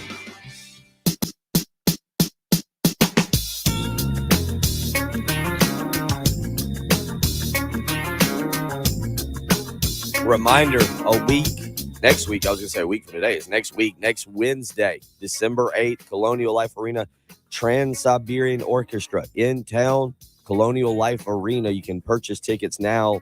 Ticketmaster.com is where you can go. A portion of the proceeds will benefit Family Promise of the Midlands, a charity aiming to help families experiencing homelessness in their quest to achieve sustainable independence. Trans-Siberian Orchestra next Wednesday, December 8th at Colonial Life Arena. Again, tickets are on sale. You can go and purchase them now at Ticketmaster.com. 803-404-6100. Interesting. We'll wrap up the Notre Dame discussion here and move on. But Jeremy weighs in, and Patrick will use this kind of as a springboard into more of the college football playoff discussion. But Jeremy says it's always been amazing to me when kids used to wait till the end of the year to transfer. They were hated by fans, and now many do it in the middle of the year and fans destroy them. How about these coaches leaving kids high and dry? Seems like they get a free pass. Kelly should now be considered one of the sleaziest of all time. Patrick, I don't think people are bothered that Brian Kelly is leaving. What I think bothers people, and where I've seen him drawing the most the most feedback, the most blowback, whatever you want to say, the most issues here is that Notre Dame's in the college football playoff hunt. And as we were just discussing, I don't know where you give the percentage of them getting in this weekend, because if Oklahoma State loses, which is very possible, if Cincinnati loses, which I think is possible, I think Georgia is in regardless. I think Georgia could lose and they would only fall to 3 or 4. Alabama would stay in. But with all that being said, I think that's where people look at Brian Kelly right now, and where most people are like, dude, how can you leave these kids who conceivably could make the college football playoff? How do you leave them now? Like, that's where I think people are looking at him a little bit differently. It doesn't help with the audio, the video that we played of him introducing himself to the LSU faithful last night as well. Yeah, I think he is known as kind of a sleazy guy now. Like that is what I'm getting. And it seems like everyone at Notre Dame, obviously there's sour grapes there, but no one went with him, right? Not a single coach from Notre Dame went with him, did they? I haven't heard about any. And I saw some tweets from people saying, when no one comes with you to a new school where you're the highest paid coach in the country, that probably says something about you. And there are lots of people talking about how he did the same thing. It was a weird stat about how only 5 coaches or 12 instances of coaches leaving their schools after 11 win seasons at a Power 5 or AQ school. 5 of them went to the NFL, 5 of them retired, and 2 of them went to a new school. Both of those 2 were Brian Kelly, leaving Cincinnati and leaving Notre Dame. So he is someone that hops around a little bit, and I think he is known to be a little slimy. So I mean, I don't disagree with Jeremy. And the only reason coaches don't necessarily get a free pass, but people only care when it's their school. And kids transfer from not everybody's coach is going to leave their school, but every school is going to have a player leave their school. So that's why people get salty when the player's transferred. But what does a South Carolina fan care that Brian Kelly left to go to LSU? They don't care at all. 803-404-6100. We'll continue to talk about that. We do need to get into Georgia, Alabama tomorrow, 4 o'clock. We were going through the list of games for this coming weekend, and that one is next. That's the big one. So let's go out to the Love Chevy phone lines. No South Carolina game this weekend, so it's either going to be, Patrick, you want to make a prediction real quick? Is it Roll Tide Larry, or is it It's going to be Bulldog Roll Tide Larry? No, it's going to be Roll Tide I'm Larry. going to go It's gotta Bulldog. be. He's going to be, he is a closet Bulldog fan. His Dr. Bulldog, I'm sure, has given him a nice true. Georgia shirt to wear this weekend. He He probably is warming up to Georgia, too. All right. What is it, Larry? Are you Roll Tide Larry tomorrow, or are you Bulldog Larry? Let me tell you something. Oh, boy, let me tell you something. Bulldog Bert, Bulldog Dr. Mike, Root Hog, Clemson Sean, and all you other Clemson fans out there. Old Gamecock Larry and Gamecock Dr. Macon, we're going to call you out. The old man is going to take his pupil to the woodshed. I've listened to you all say, oh, they going to beat them by 3, maybe 2 touchdowns and all that. Well, let me tell you something. The old man, he likes these kind of games. And they going to take you, Georgia, to the woodshed. I'm going to give you one. I'm going to give you my prediction on Georgia. I'm going to give you just a prediction on the other games I got. But Alabama, Roll Tide, 38-27. Roll Tide. They're going to score half as much as all the other 12 teams scored. And if you don't believe me, put your money where your mouth is. I'll take it. 38-27. Roll Tide. That is. And I want to put a shout out to my buddy Johnny Baxter. I seen him yesterday afternoon. I ain't seen him in a long time. Me, him, and Tommy the Tiger used to have fun, but I ain't seen him in a while. But let me tell you, that's it. Oklahoma State will beat Baylor. Western Kentucky will beat Texas San Antonio. Louisiana Lafayette, what they call them, beat App State. Wake Forest will beat Pitt. And that's it. What about Michigan and Iowa? Yeah, Michigan. Wait, this is going on. We're going to put sir. Jen. This is a part of it. Will be part of the podcast now. It is Gamecock Larry's predictions. What? All right, Michigan, Iowa. Yeah. Michigan, Iowa. Gamecock Larry. Who are you taking? Do what? Michigan, Iowa. Who you got?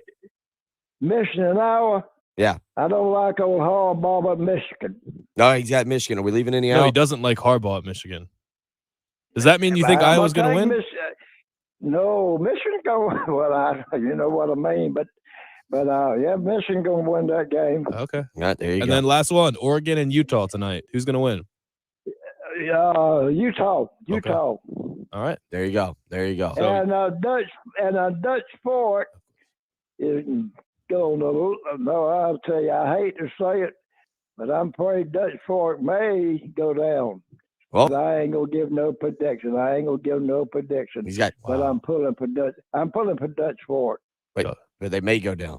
They might. Roll Tide. Old Gamecock Larry said, Roll Tide. Roll Tide Larry in full force this morning. Good to hear from you, big guy. Glad you're feeling fantastic. Hope you have a great weekend. Dutch Fork and Georgia going down on the same weekend. That would be huge. That would be huge. 803-404-6100. We'll get back out to the Love Chevy phone lines when we return. You're listening to the early game on 107.5 The Game.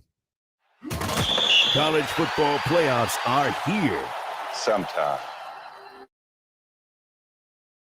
It's quite the phone call. Yeah, 38 might have been the. Yeah, I don't know what I'd do if Bama scored 38 on Georgia. You could make so much money betting the alternate line if you actually believed in Gamecock Larry.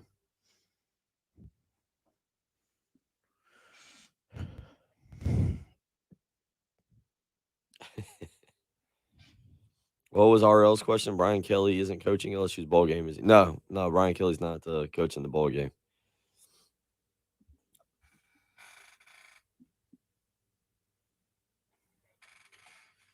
All right.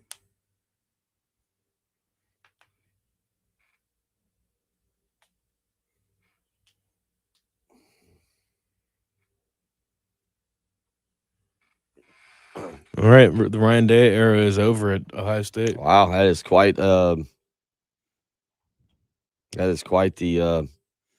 sources. Yeah. You are very plugged in. That is something. It's going to be something. Where's he going to go after that? He getting fired? He's going to Virginia. He's leaving the pressure situation to go to Virginia. Yeah. And then they hire Shane Beamer. Yeah.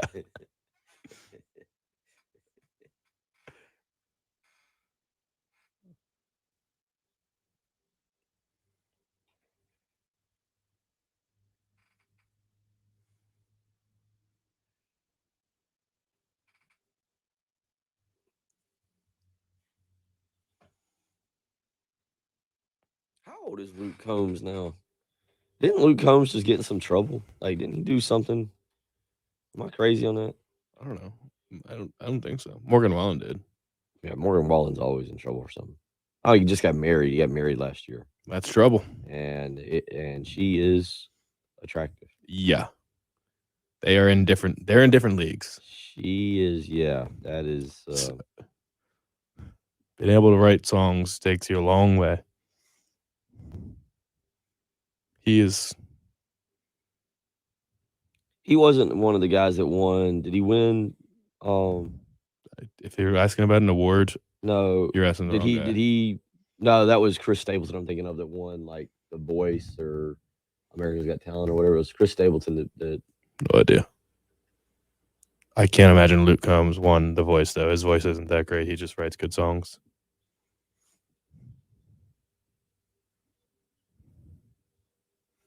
I think I totally missed that. I brought about up Luke Combs. He was on the TV in front of me performing. Marty Smith was dancing around behind him.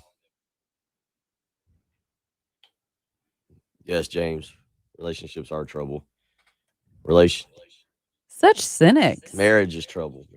Oh my gosh. High Water Fest? What is High Water Fest? Uh-oh. Look who's back. What do you mean, look who's back? Oh, jeez. Oh, no. Oh.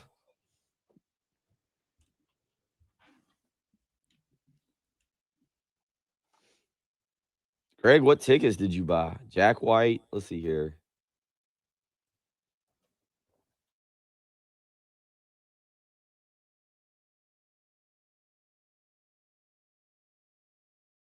I gotta admit, Craig, I don't know any of these people. What? The festival he's talking about, High Water Fest. You don't know who Jack White is? He's not Seven Nation Army? Yeah. White Stripes. That's the only guy I know. You don't know Modest Mouse? No. You know the song Float On at least. Huh? You know their biggest song. No. You do. What is it? It's called Float On. They're kind of a one-hit wonder though. I know none of these people. I've heard of Old Crow Medicine Show. I've heard of My Morning Jacket.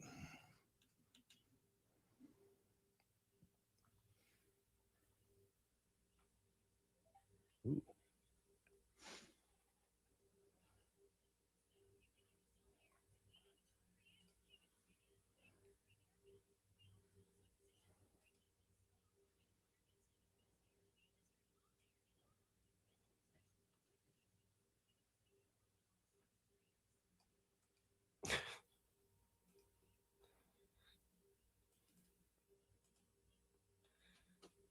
Tell you what, it's got Jim Corley's leading the life, man.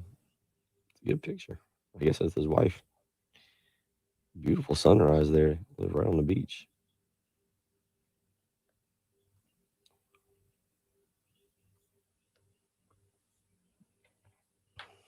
Living the life Friday morning. How long is this last break, Jim?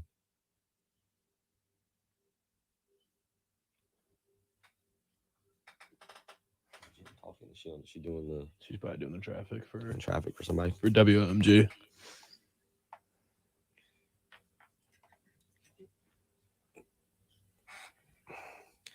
I need to see when the Songwriters Festival is down in Key West.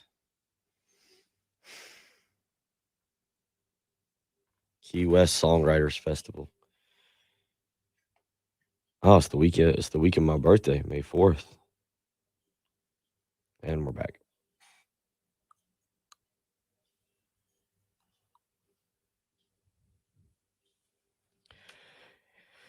You happen to be watching championship weekend and something happens and you got a hot take you just need to get out, but obviously we're not here. You can still get in touch with us. 803-978-6654. It's 107.5 The Game and Twin Peaks, giving you the chance to speak your mind whenever you feel like it. Is the Hot Take Hotline, 24 hours a day, 7 days a week. 803-978-6654. If you need to vent or offer constructive criticism to whatever you're watching, or if you want to offer a compliment, we'll take that as well. Again, 107.5 The Game and Twin Peaks, giving you a chance to speak your mind whenever you feel like it. 803-978-6654. Plug that one into your phone. The Hot Take Hotline, sponsored by Twin Peaks, for the men who never settle. See them down in the Vista, 600 Gervais Street. 803-404-6100. Let's get out to the Love Chevy phone lines. Scott wants to weigh in on Brian Kelly and Notre Dame. Scott, good morning. What's on your mind? How you doing? Good morning, fellas. You know, I will say this, man. To follow Gamecock Larry on the phone is almost like trying to follow Nick Saban in Alabama when he retires. So, big shout out to Gamecock Larry, one of my favorite calls as an outsider looking in. I will say this with what he had to say, and he did say, put your money where your mouth is. Not only do I think Georgia's going to win by double digits, but in honor of Gamecock Larry and the fact that I know he served at one time, and we're coming up on December 7th, 1941, if Gamecock Larry is correct and I am wrong, I'll donate $100 to the Wounded Warrior Fund with that bet, putting my money where my mouth is. Okay. Georgia wins by double digits, but love his calls. And I will say this, seeing Brian Kelly leave Notre Dame and go to LSU, welcome to the reality, Notre Dame. This isn't 1950, this isn't 1960. You're not the big dog anymore.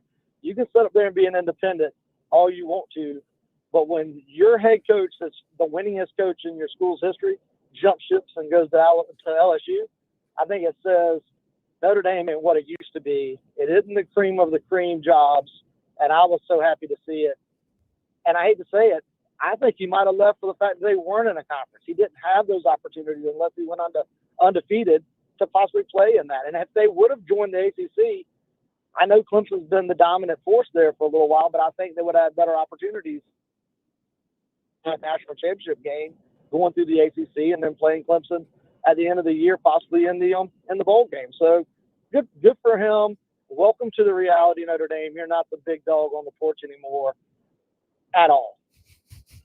You can't see it, Scott. Jen's clapping. She's clapping for you. Appreciate the phone call and appreciate you following up behind Gamecock Larry. It is a difficult job. I, of course, think that they should be in the ACC. It's ridiculous that they're not. I think that there's different years where it would benefit them and not, because obviously the last time they were in the playoff and they got steamrolled by Clemson, it would not have benefited them to be in the ACC that year because they would have just met Clemson in the ACC championship, and the first round of the college football playoff was just the de facto ACC championship game. So they wouldn't have made the playoff that year. But this year, they would have probably made the playoff. I mean, if they didn't play Clemson in the regular season, I don't know how it would have lined up, but Notre Dame would be favored against either Pitt or Wake in the ACC championship game. If Notre Dame was playing a conference championship game tomorrow, because Oklahoma State is, and Oklahoma State, I think by virtue of that, has a chance to get themselves into the college football playoff. If Notre Dame was playing a conference championship game tomorrow, because of their name, would they be number 5 instead of Oklahoma State? And let me Oklahoma State, I think reading between the lines and being conspiracy theorist guy here, Oklahoma State got moved ahead of Notre Dame because Notre Dame didn't have another game. And I don't think the committee wanted to explain why Oklahoma State would go from 6 to 4, hypothetically. So you just go ahead and you move Oklahoma State. You think if Notre Dame's in a conference championship game tomorrow and wins, that they would be in the college football playoff? Yeah. Instead of Oklahoma State? I wholeheartedly believe that. If they were playing number 15 NC State or number 16 Wake Forest, or maybe it's the other way around, or Pittsburgh or Wake Forest, they would They would be it. They for would sure. be the team. Yeah. They would be ahead of Oklahoma State No doubt because in of my being in the mind. conference. Interesting. Yeah. 803-404-6100. Back out to the Love Chevy phone lines we go. Jason wants to weigh in on Georgia, Alabama. How you doing this morning, Jason? Good. How are y'all? Doing good. I think Gamecock Larry there's a little out of his mind this morning. I think Georgia wins by double digits, no doubt. But if Alabama keeps it close, I think the committee, if they lose by 3 or 7, I think the committee keeps them in the top 4. What do you think? If Georgia loses? No, if Alabama loses by 3 or 7 and keeps it a tight game, you don't think the committee? I think Alabama's out. Alabama's struggled of late. You see the close games against Arkansas. Against Alabama, there's a path. Auburn. What they would need Baylor to Oklahoma beat State to lose. Oklahoma State to lose. They'd need Cincinnati to lose. Right? You just, the committee, I think the favorite Alabama all the time. I just think if they keep it close, I just think they might got a chance. They need help. So Michigan. I hope not. They need almost everybody else that's in the top 4 to lose. I'm with Patrick on this. There are things that you got to have another loss, probably by Michigan, a Cincinnati. Yeah, maybe 2 of Cincinnati, Bama with 2 losses cannot be in over anyone that's in the top 6 right now. Well, here's the interest. Gary Barta, the chairman of the committee said they will factor in that Notre Dame doesn't have a coach. Yeah. Or, that Brian Kelly left. That will be a factor. So you can almost remove Notre Dame at number 6 I don't know. right Because now. I think that's a ridiculous thing because who knows how they would play. I think that is a team that is furious and fired up right now. And if they made the college football playoff, I think they would go in so pumped up and ready to prove everyone wrong. I would actually think that they'd definitely be favored over Cincinnati again in the rematch, even though Cincinnati crushed them at home. I think Notre Dame would be favored for sure against Cincinnati. They'd be favored against Oklahoma State. They would not be favored against Michigan or Georgia, but they'd be favored against everybody else. Thank you for the phone call, Jason. 803-404-6100 if you want to weigh in. Cool Care Heating and Air text line. We might have to keep track of this now, Patrick. Buddy weighs in on the Cool Care Heating and Air text line. He says, if Georgia loses the game to Alabama I think again, text to talk at him, but he says, if Georgia loses that game to Alabama, I will match the Wounded Warrior donation of $100. So that's in a text. We have that now in writing. And then anonymous texter asks, is there somewhere to track the transfer portal kids? Patrick, I think yesterday you were on 24/7 Sports. They've got a transfer tracker. If you want to go to that there, you can go and check that out on 24/7 Sports. They've got a big list of all the transfer kids. 803-404-6100. You're listening to the early game on 107.5 The Game. More of the early game.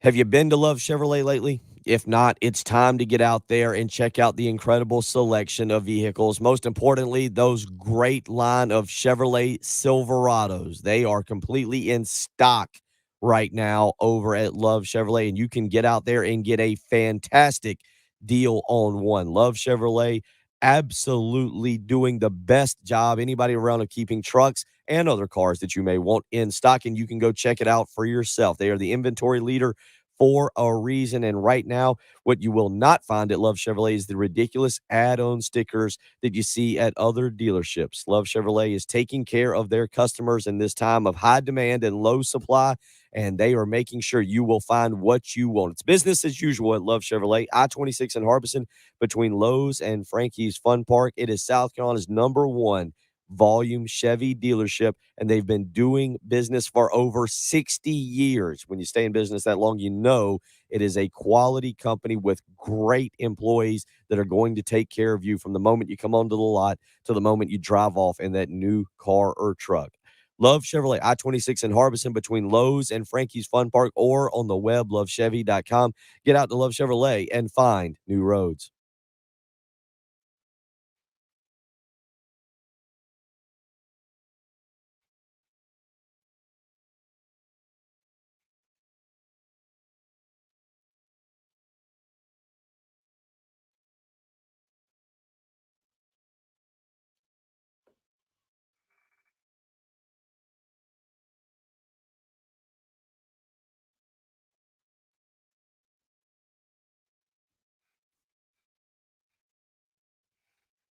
Okay.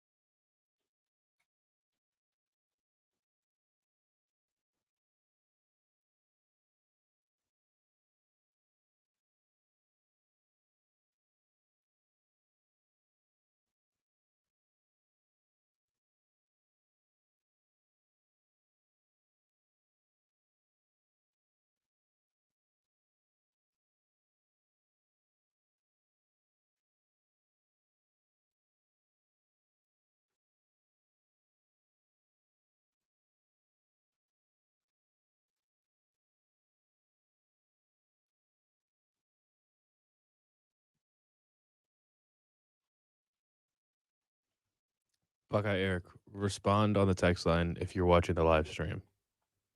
He asked, with a big weekend of upsets, do my Buckeyes have any shot? And I was trying to find out if there's like the biggest long shot that they could make it. And I think there is a zero. There's no way in the world that Ohio State could possibly make it. Because nothing will ever have them jump Notre Dame now.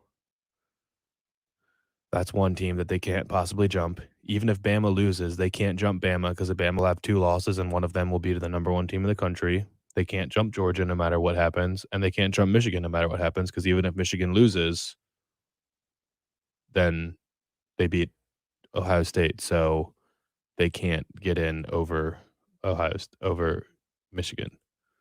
So I think the closest they could possibly get is they could potentially end at number 5 with if Georgia, Alabama, Michigan, and Notre Dame in the college football playoff. That would mean Cincinnati lost, Oklahoma State lost, Michigan lost, and Alabama lost. And they'd still be at number 5. Okay, so Gamecock Larry says that they're going to be talking buyout on Brian Kelly's contract in 3 years or less. There's no world in which Ole Miss could make it from 8. Yeah, I don't think anyone outside of the top 6 can make it. Maybe Baylor. Maybe Baylor. Maybe Oregon. Yeah, it's kind of weird. 7 and 8, Ohio State and Ole Miss have no shot of making it no matter what happens because they're not playing this weekend. But Baylor and Oregon weirdly have a better shot from 9 and 10 if everyone lost.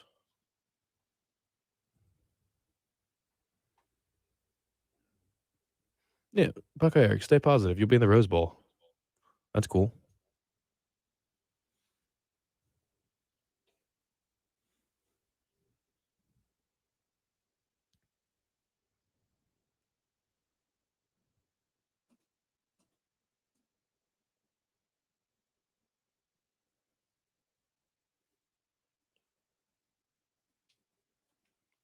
He said the A&M loss looks worse than either of Ohio State's losses. Trying to stay positive. This is on the text line, Buckeye Eric. I agree with that.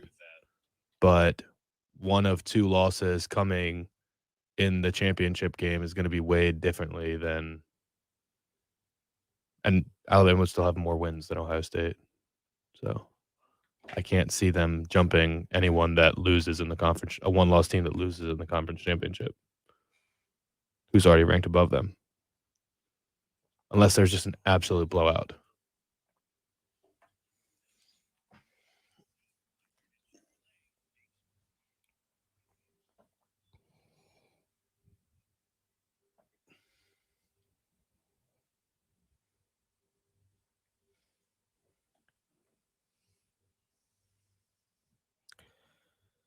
Eight 803-404-6100. How you can join us. Let's get back out to the Love Chevy phone lines. Get one more in here as we wrap up the hour. Heidi is up next. Heidi, how you doing this morning? What's on your mind?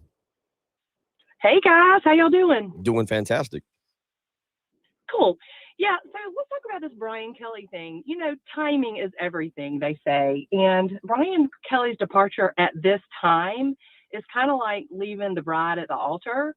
I think it says a lot as to character, and think about those, you know, the players who have worked so hard and where they are now. What else does he want to do except get to the, the college football playoff. I think it's just bad form. But I think in the long run, the Notre Dame family, as it were, is going to, bounce back and be okay with the departure because you guys have spoken as to his character. So what do y'all think? Thank you for the phone call, running out of time. But, yeah, I mean, Patrick, Notre Dame will be fine in the long run. Yeah, now, I don't know if Marcus Freeman is going to be the guy. That I think will be interesting. But again, Notre Dame is going to be fine. It's a national brand. They'll continue to recruit well. Patrick, can Marcus Freeman hold together right now what is the number 4 recruiting class in the country? If he does that, that's a great start for him. It looks like he'll hold on to Jalen Sneed out of Hilton Head, the number 32 player nationally. So I agree with you. Notre Dame will be fine, and I think Brian Kelly will be fine. Yeah. Brian Kelly and LSU, I expect them But to it's be not very- about the money either because he didn't even give Notre Dame a chance to match. Exactly. So if he felt so strongly about his opportunities at Notre Dame, he would have given them an opportunity to Gamecock match Larry the says offer. he's out in 3 years. Out in 3 We'll years. talk about it. We got a whole another hour. $60 million buyout. Whole another hour. You listen to Early Game, 107.5 The Game.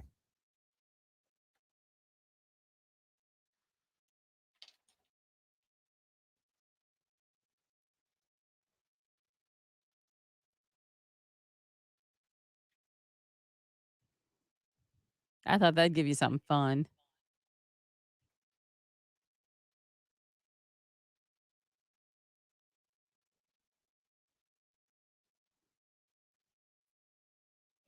Hey, can someone tell me what this video was on Twitter yesterday? The women's basketball, NCAA women's basketball account?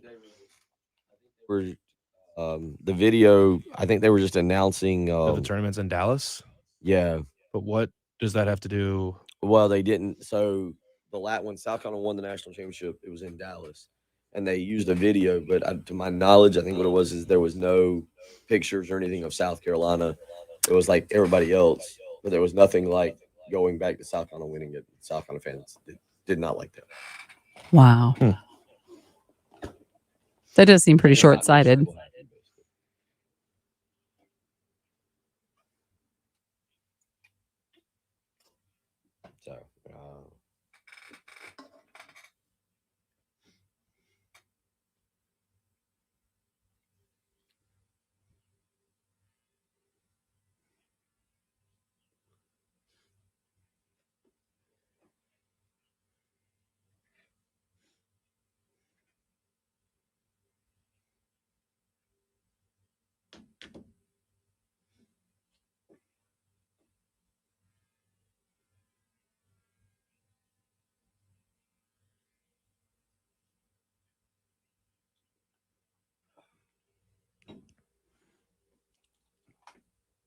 How long was the video? Like, did it show a dozen other teams or just were those the only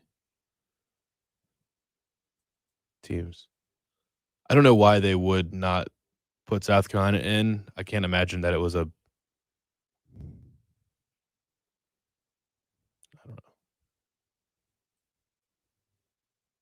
because Asia Wilson's one of the most popular players in the sport. I don't know why they would not want to show her. And Dawn Staley is obviously the most popular coach in the sport.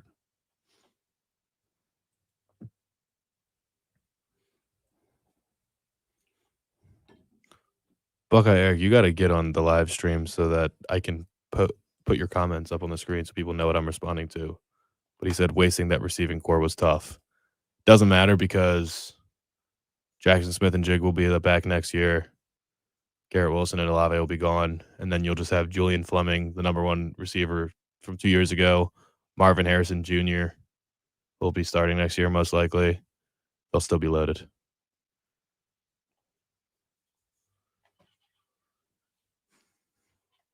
Okay. Yeah, I don't know how you can go. Does seem strange to go 2 minutes. We got conflicting information. Wait, I think I saw a picture of it.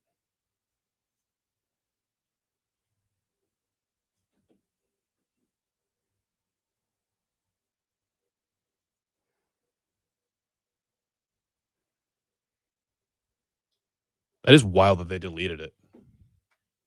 Just because South Carolina fans were responding on Twitter.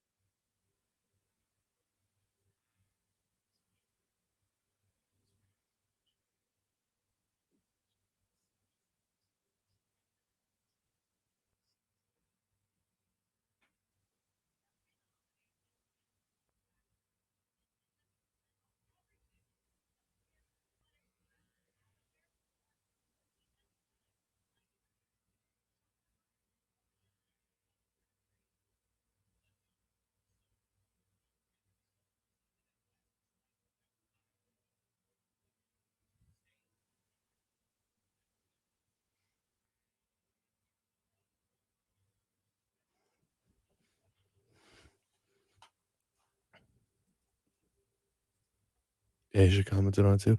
Yeah, I don't understand what they would have been thinking. I can't imagine it was a planned slight to South Carolina. I don't know why they would feel the need to do that. But maybe they just forgot to add a clip, or it's weird to show highlights from a tournament and not show the champion of that tournament. Agreed.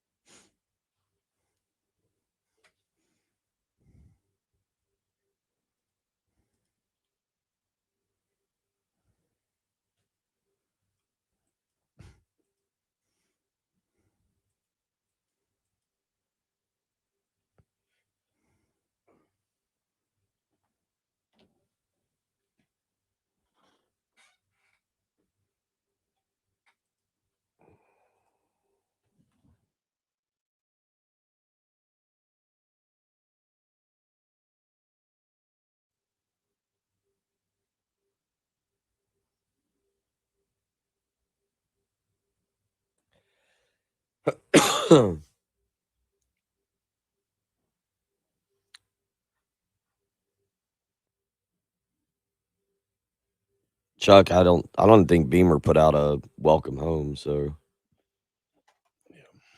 I would go no commitment. I mean, I think everybody expects this kid to commit, but the Austin Stogner kid, but nothing official yet. When's the Heisman awarded? Next weekend.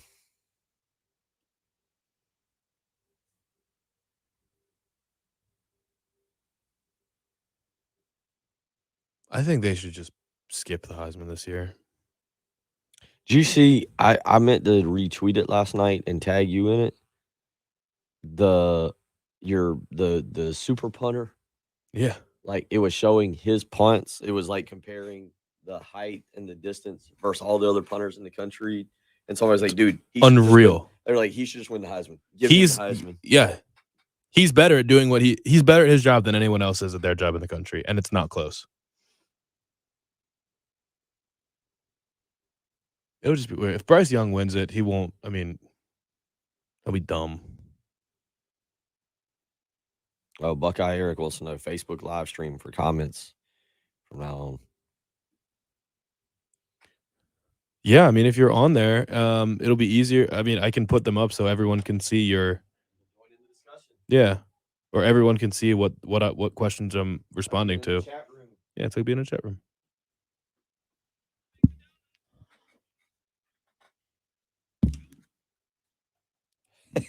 Yes, Trey. Yeah, look up the San Diego State punter if you haven't seen him. He's ridiculous.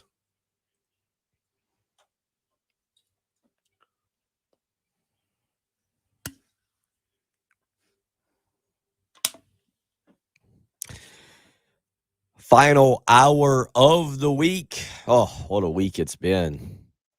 Mayonnaise discussion yesterday, a little bit of mustard and ketchup to begin this program this morning. We've had lots of college football coaching discussion throughout the week, and now we are just an hour away from being able to relax, hang out, and take in championship weekend. All the fun that comes along with championship weekend, not just in the college industry, but also high school as well. We'll catch up with Chris Deering here in just a few minutes to get the breakdown on what's going over at Benedict College this weekend. Again, last night, South Point claiming a 4A state championship with a 41-7 victory over Buford. 2 games today, 2 games tomorrow. We'll catch up with Chris Deering here in just a few minutes to get his take on those games, as I know he's got a very busy weekend ahead of him.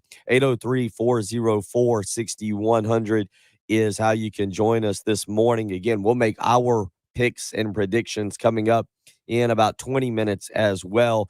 On the Cool Care Heating and Air text line, Robert asks, is everyone overlooking Iowa? Michigan coming off an emotional high after beating Ohio State and could come out flat and lay an egg.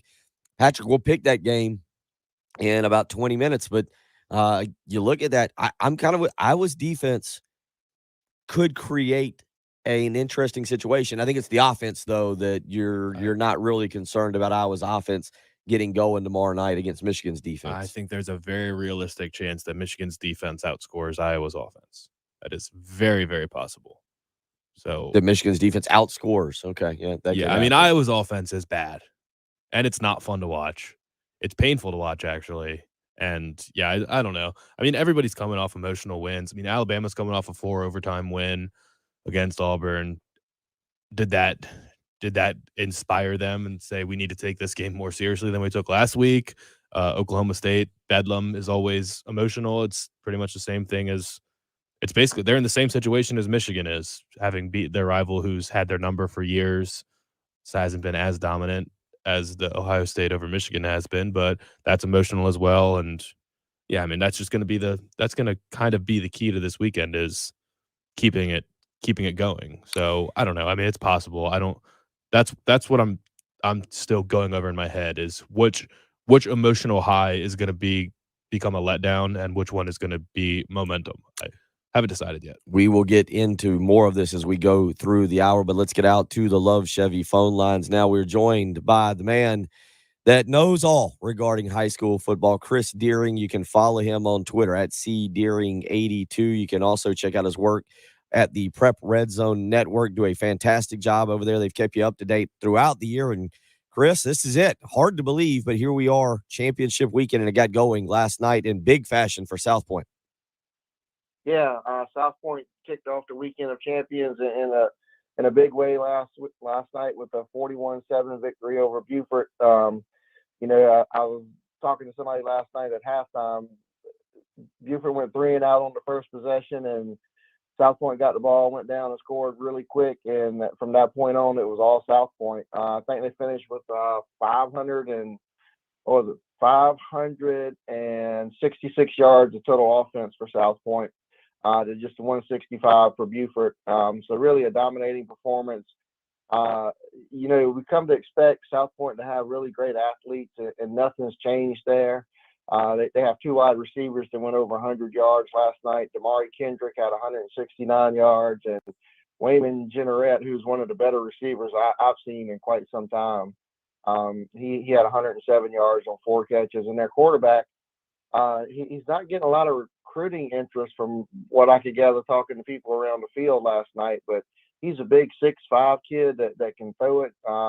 Xavion McCrory, he threw for 344 yards in a state championship game.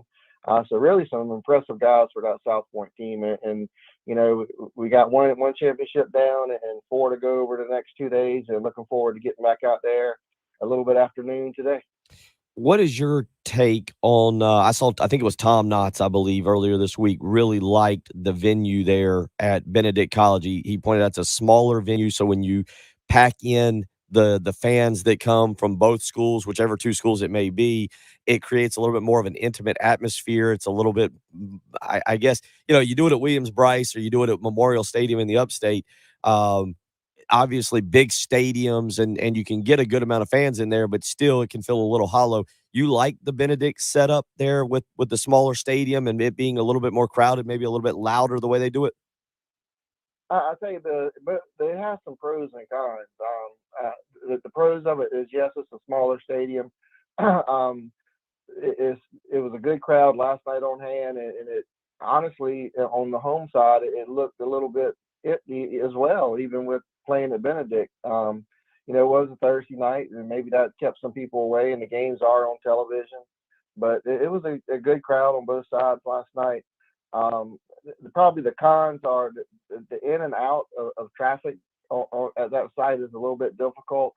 But I think they did a pretty good job last night. They limited one way in and one way out, and that's probably what needed to be done. And then maybe to me, the biggest con is on the visitor side. It's not as near as big as the home side. So I don't know that we'll run into this situation in the next 3 games with the 3A and 2A today and the 1A kicking off at noon tomorrow. But when Gaffney and Dutch Fork play tomorrow afternoon at 5 o'clock, that's going to be interesting to see how the flow of people are handled in that game. I don't think there'll be any issues as far as overcrowding or anything in any other game, but I'm interested to see the crowd for Gaffney and Dutch Fork tomorrow afternoon. You expect it to stay there for a while? If I understood, if I read it correctly, and I could be wrong, that the contract is not signed for next year, for the next few years, that the high school league's still looking at their options, whether it's, Williams-Brice or maybe again going back up to Memorial Stadium. You have a feel for where this thing may move to, or if it's going to stay there? Yeah, it's a year-to-year deal. So unless somebody comes in and offers something, long term, but it's a year-to-year deal. I don't expect the issue with Williams-Brice is the money they charge, and I'm just going to be honest and tell you, if I'm the powers and to be at South Carolina, I find a way to make this happen, to have these kids on my campus playing in my stadium. Clemson is in the upstate. If you got, like, say, Beaufort last night, if they'd have had to go to Clemson, that probably would have been a 4-hour bus ride from where they are. So I think you got to keep it central in the state, somewhere here in the middle. And again, if I'm the powers to be at South Carolina, I find a way to lower my fees and get these kids into my stadium and playing at Williams-Brice. He's Chris Deering, joining us as he does each and every Friday to break down the high school slate of games. This weekend, it's a little bit different. The state championships, weekend of champions, taking place over at Benedict College. Today, Camden versus Daniel, 2 p.m., and Silver Bluff versus Gray Collegiate. KZ Adams, his final appearance for Gray Collegiate today. What's your thoughts on today's games between these four schools? Well, Daniel and Camden, it's a repeat of last year's championship in the 3A game. Daniel sort of much took that game over control. Well, I'll take that back. Camden actually had a lead early in the second half, but last year, Daniel, behind Trent Pierman, the son of Clemson coach Danny Pierman, he threw, I think, 6 touchdown passes last year, and they ended up winning. I think it was 52-31 was the final score. Daniel's got a lot of those kids back. Pierman's back. He's thrown for almost 4,000 yards. The top receiver, Eli Merck, is back. He's had a big year.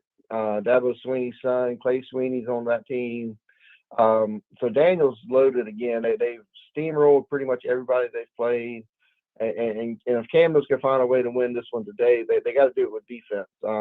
Their defensive line is highly touted, and they're going to have to find a way to get some pressure on Pierman and not let him get comfortable in the pocket.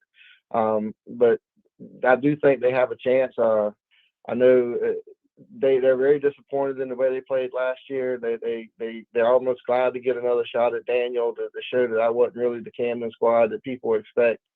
So that should be a rarely entertaining game. And Camden offensively, I do want to put this in there. They've had their top quarterback has been injured, their top running back's been injured. They've turned to a couple of sophomores. Grayson White has moved from the defensive line, believe it or not, to play quarterback. The running back has moved from linebacker, and I can't think of his name right now. He's moved from linebacker to play running back, and they're sophomores. So they've had to sort of patch it together offensively, but it's worked so far. But that defense is what's going to carry them to a title if they win another one. And then tonight, the nightcap, if people want to see probably, and I go out on a limb here, say 2 of the top 4 or 5 running backs in the state, you need to be at Benedict Stadium tonight. KZ Adams, like I said, he's done it all. He's over 3,000 yards rushing for the year. He's going to finish second all time in rushing yards in the state behind Demetrius Summers from Lexington. And Silver Bluff counters with a sophomore. He's probably going to be the next big thing in this state. Travion Dunbar. He's put up huge numbers. He's about 1,800 yards on the season. So I expect a really good battle tonight. Those teams really mirror each other. They want to run the football and then rely on pretty good defenses to try to shut the other team down. It has just occurred to me because I care about kids. Why is today's game at 2 p.m.? Is high school out? We just got a text message from Jason who said, "Hey, I work for Kershaw County School District. There will be a big crowd for Camden. They have allowed kids to stay home, and businesses are shutting down." Just a heads up. Yeah, Chris, why a 2 p.m. Friday state champion? That makes zero sense to me. Shouldn't kids be in school? Well, I thought for what I could gather, I thought it was like a virtual day for Camden or Kershaw County, and they were trying to get the kids out early, so if they're off, I mean, that's something I didn't know. But so I've heard a lot of backlash on Twitter and stuff about why are you playing at 2:00 on a Friday. Look around, Georgia, North Carolina, Florida, Virginia, states right around us, they do the same thing. If you haven't it in one venue, it's hard to get all the games in. I don't know how else you would do it other than you would do one on Thursday, one on Friday, and try to squeeze 3 in on Saturday. I understand, people have to work, people have to, get kids to and from school, and it makes it more difficult, but it's not, this is not groundbreaking. It happens in other states, and I don't really see a problem with it. You've known since last Friday that your team is in the state championship, and most people I feel like can make some sort of arrangements to get there if they really want to get there. Kids should be in school. School's important. Trust me, that's coming from a person who did not so well in school. On Saturday tomorrow, you kind of mentioned it, Bamberg Earhart versus Southside Christian. Trey on our Buford Lending live stream is a Southside Christian alumnus. He says go Knights, I believe, or whatever they were. Whatever they are, I believe the Sabres. Okay. All right. Yeah, he's pulling for them. Yeah, Sabres. I'm sorry. There it is. Sabre alum. So give us your thoughts, Bamberg Earhart. And then, of course, tomorrow night, Gamecock Larry has already put Dutch Fork on upset alert. He made his predictions earlier. I don't know if Tom Knotts needs to be warned over there, but Gamecock Larry has put Dutch Fork on upset alert. Your thoughts on those two games tomorrow? But the first game tomorrow, the one at noon, Southside Christian is the defending state champion. They come in with another high-powered offense. I'll be honest, I'm not as familiar with the kids on Southside Christian as I am probably the other games in the state this weekend, because I just haven't seen them. But I do know they got a really good offense. That Bamberg Earhart team is they're a team that relies on defense. They've had some injuries. I think they've had to turn to their backup quarterback about the time the playoffs started, and they've made a good run. I know that they beat a C.E. Murray team last week that was really good. So I expect that one to, again, I'm hoping, these games are close. My buddy Ian Guerin tweeted out, are we looking for another weekend of blowouts after last night? I hope he's wrong. I think we got some potential really close games. And funny you say Gamecock Larry says Tom Knotts should be on upset alert. A lot of people think if anybody can get Dutch Fork, it could be Gaffney. I said, all along we've talked about it this season. If a team could get them, it was either Northwestern or Gaffney, and here's Gaffney with their chance. There's a little bit of uncertainty about Jarvis Green, the great running back at Dutch Fork. He suffered a deep thigh bruise last week. From what I'm gathering from people over at Dutch Fork, he's going to play. How effective he will be is I don't know. I can tell you, I mean, this is years ago and treatment is way different, but I had a deep thigh bruise one time, and I'll tell you this, I didn't play the next week. It's tough to come back from. It's painful to move and cut, and if Jarvis is back, that's going to be a big boost to that offense. And then obviously Antonio Williams on the outside. If Jarvis can't go, they probably can get creative and get Antonio the ball as much as they can. And then Matt Gaffney, big, physical, defensive minded. They run the football. They got 2 backs over 1,000 yards. So if anybody can get Dutch Fork, this might be the team that can do it. So I think tomorrow night at 5:00, this could be a battle at Benedict Stadium.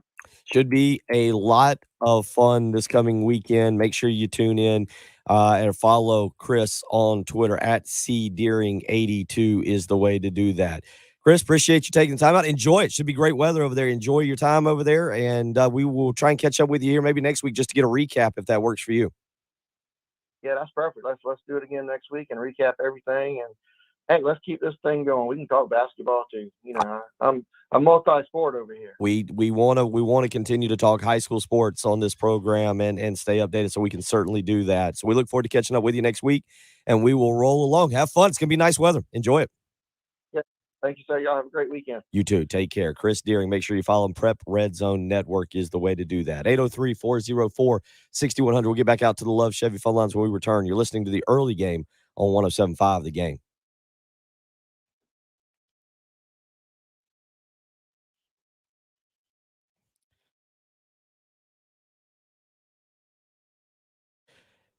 Man, it is that time of year where you need some extra money in your pocket. And one of the best ways to do that is through Benji Getsy and Buford Lending. Now is the time to give them a phone call today, 843-524-2404. Allow Benji and his team to evaluate your current mortgage situation. They'll do it for free anytime, day or night. 843-524-2404 is the way to do that. Again, right now is the way to give them a call and see what the refinancing opportunities are for you. Benji's been saving his clients an average of $300 to $500 per month. And if you've recently purchased your home in the last 3 to 4 years and you have a PMI mortgage insurance, now is the time to refinance and take advantage of your increased equity and the record low rates. Call Buford Lending today, 843-524-2404. Against 843-524-2404. That's Benji Getsy and Buford Lending.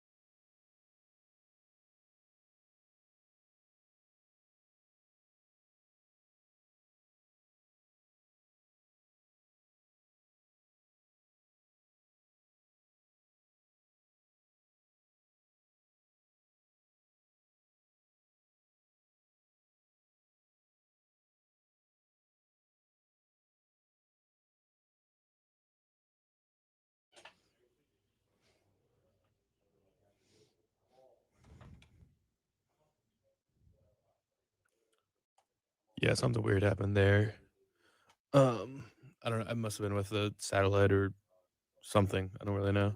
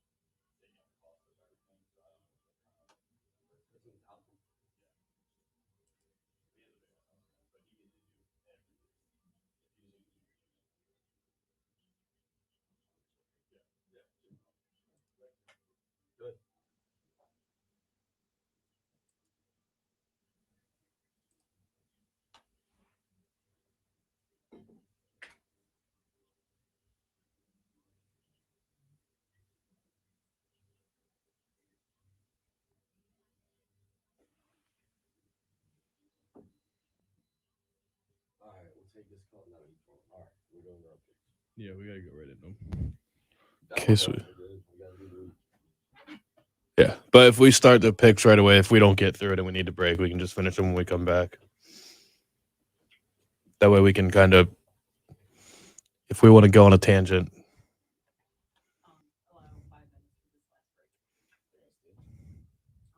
I saw that yesterday. The Cheetos, the Frito chili cheese wrap with Sonic. I think I actually try one of those, but I feel like I'm going to block out a portion of my day. Deal with whatever consequences. Yeah. It does look kind of good, though. We have the same thing at Taco Bell. I mean, yeah. Like, I feel like if I'm going to eat one, I need to.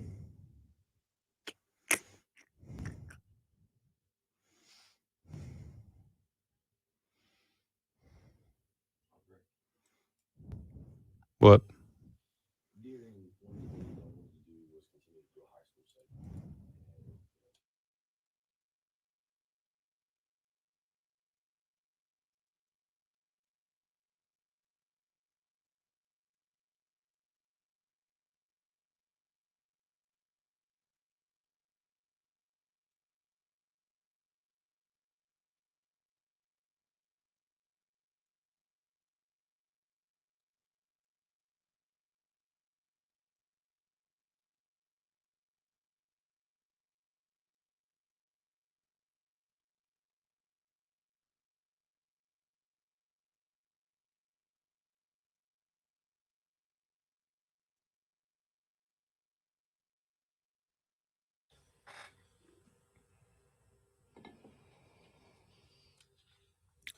Picks coming up in a second. Patrick and I'm losing. I'm going to have to eat a spicy pizza.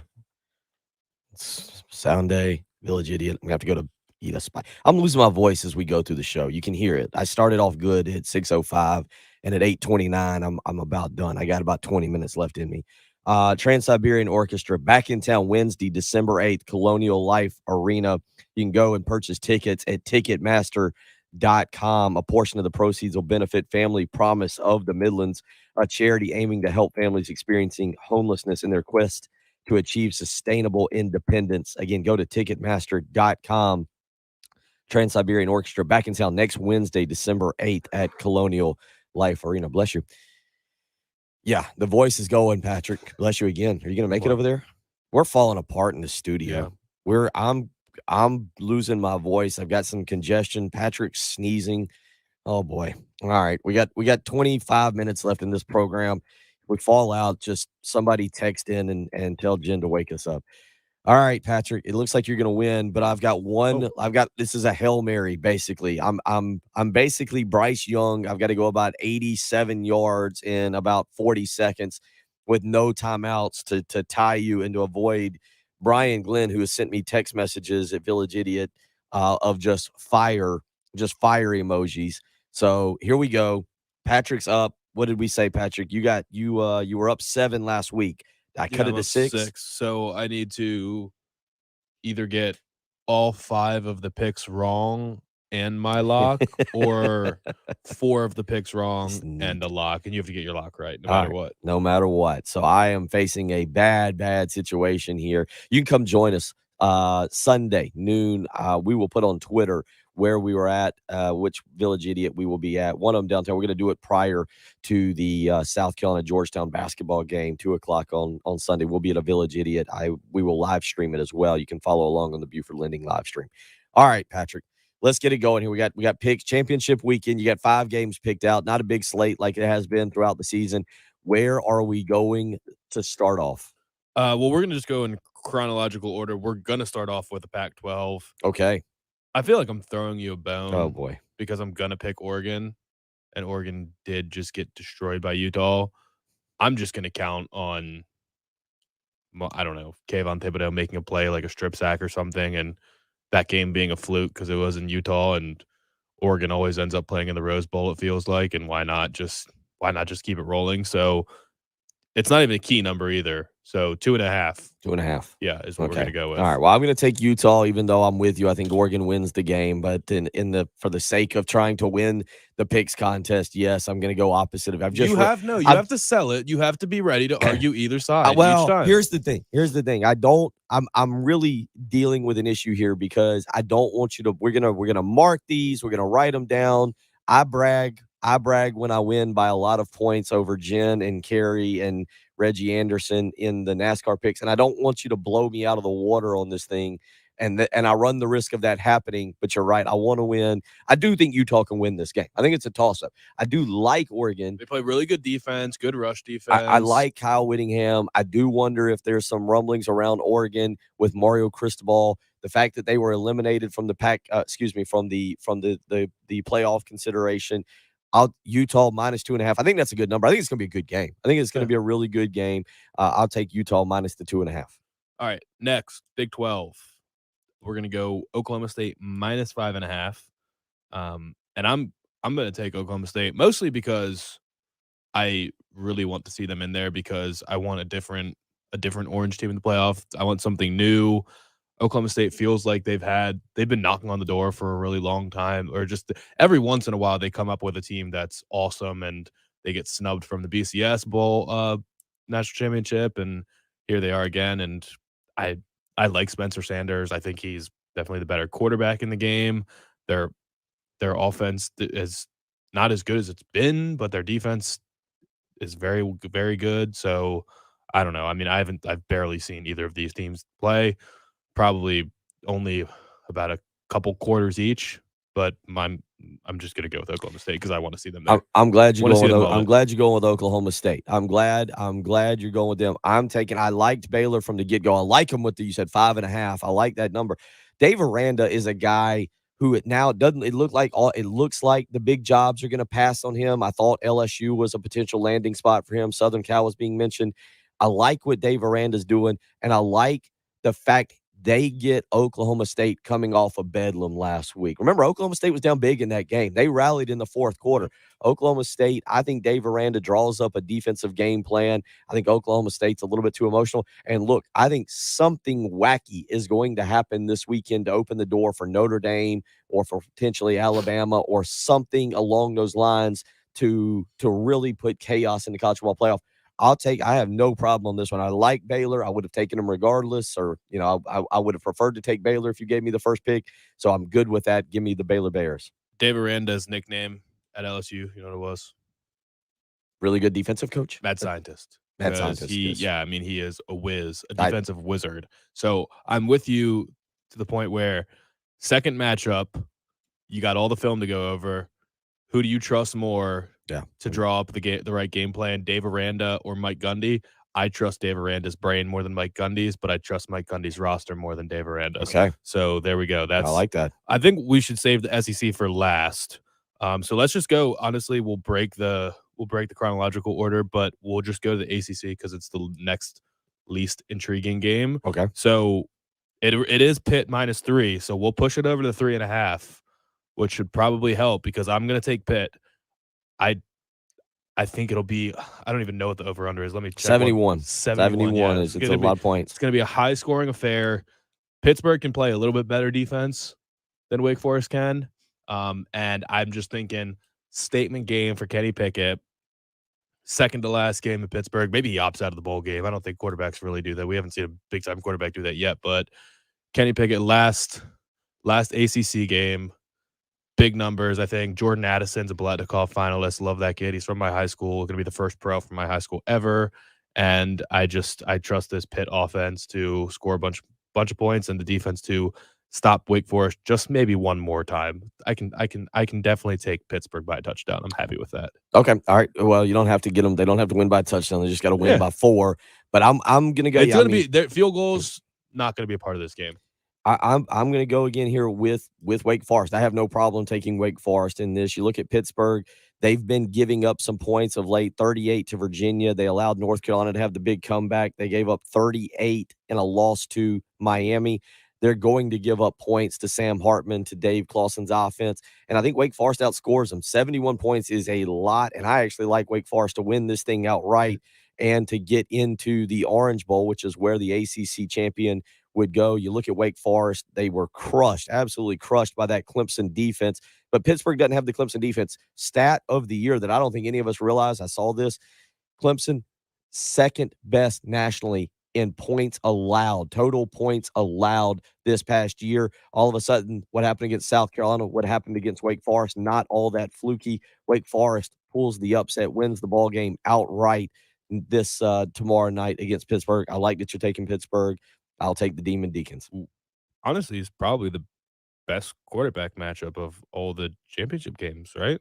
I mean, I think that you got a couple pros going up against each other in this one. Possibly. I don't know where you're the. Well, Kenny Pickett has a chance to be a first rounder. I was going to say that's probably why he doesn't, especially if they do win, if Pittsburgh wins and they get into the Orange Bowl and he gets a prime time matchup against, I don't know who they're projecting. I'm going to see if I can go back and look here and I'll bring it up in a minute. But if he gets a prime time matchup in the Orange Bowl against somebody relatively good and can look good, maybe he vaults up. You know how teams are about quarterbacks. Yeah. They're funny about that kind of stuff. And it sounds like the NFL is going to have a lot of quarterback movement here in the offseason. And Pittsburgh's not a sexy enough name, or they haven't done enough this year probably. But if we're just looking at production and, I mean, who means the most to their team, he's as deserving of the Heisman Trophy as Bryce Young is. Yeah, every bit. I mean, so I don't know. Maybe he has an opportunity to prove another point. Bryce Young gets blown out and Aiden Hutchinson doesn't play well, and I don't know. Maybe he's got a chance to sneak in there the last week because it's a wide open Heisman race. So just real quick, the Orange Bowl is projecting.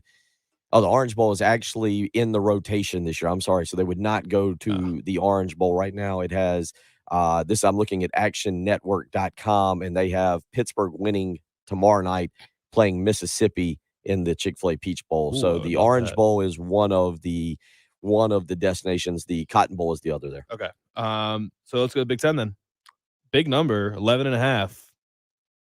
Michigan, Iowa. I said it. I mean, I think Michigan, maybe it's not a complete blowout, but they'll take care of business. That defense is just way too good. You got two first-round pass rushers on that team. The running game is ridiculous. Hassan Haskins was an absolute monster against Ohio State. First guy to ever run for 5 touchdowns against them. I don't see Iowa. I see Iowa slowing that rushing attack maybe, but not stopping it. Nobody's been able to stop it really, and I just don't know how Iowa does anything on offense. I don't know how they score a point. I think Michigan's defense scores a touchdown. I think the offense does enough. I don't think it's ever really in doubt, but I don't know that it's going to be some 21-point win or more than 20 points. I'd be comfortable with about a 14 to 17 point win though. So I will take Michigan covering the 11.5. You know, Iowa, you're right. The offense is not very good. Spencer Petras, the quarterback, has struggled mightily at times. They should have lost to Nebraska. They were down 21-9 with, I think, 12 minutes to go in that game and blocked a punt, got back into it, and ended up winning 28-21 over Nebraska. But Iowa's 10-2. This isn't a bum of a team. This was a top 3, top 4 team. I think they got the number 3 there early in the season, maybe even number 2 before losing at Purdue 24-7, and then they lost to Wisconsin. They lost to Purdue at home 24-7, and then lost the following week on the road at Wisconsin. I was going to keep this close. I'm telling you, I have a feeling tomorrow we're going to see some wild stuff. And one of the things I think we're going to see tomorrow night is Iowa get out to a lead early and Michigan rally with a late touchdown, but 10.5 seems like a lot. I'll take the Hawkeyes to cover the 10.5. It will be strength on strength to an extent with Iowa's offensive line and Michigan's defensive line.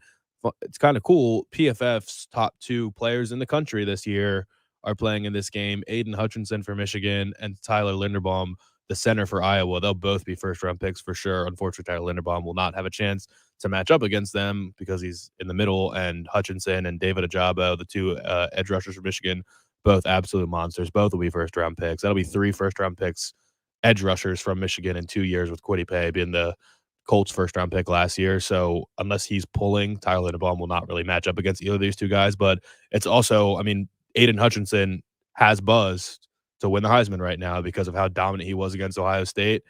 I think it'd be a little strange if he was the first defender, full-time defender, to ever win the Heisman, because I don't think he's anywhere close to the best pass rusher we've seen in generations, but it's just that kind of year. So statement game, they can easily get the number 2 pick, and then it would actually, if they blow out Iowa, it would actually kind of get me excited for a potential Michigan-Georgia matchup in the national championship. So with that said, SEC championship time, 4:00 CBS.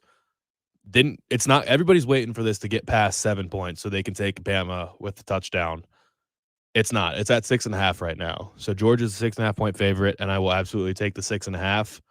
It's just a really intriguing matchup because neither of these teams has seen an opponent like the other. Georgia's schedule has been relatively weak, but they have never let up for a moment this season. They've blown out everybody except for Clemson, but since the first game, they've blown out everybody. But Alabama's offense has not seen a defense like Georgia's. Georgia's defense hasn't really seen an offense like Alabama's. I mean, Tennessee's to an extent, but the talent level's still not there. But I love Georgia at 6.5. The Alabama offensive line is good compared to South Carolina's offensive line, but it is not good compared to Alabama lines of days past. Evan Neal is probably the best offensive lineman or tackle in the country, but outside of him, it's weak. This Georgia defensive line is just absolutely ridiculous. Jordan Davis is also kind of a Heisman candidate, but behind him, Nakobe Dean, I think, is the best player on that defense. Their secondary is ridiculous. And George Pickens will be back. He played a snap or two against Georgia Tech. Maybe he'll be even more healthy, and maybe they were just getting him out there to get a feel for the game. And I would not be surprised at all if he makes an impact in this game.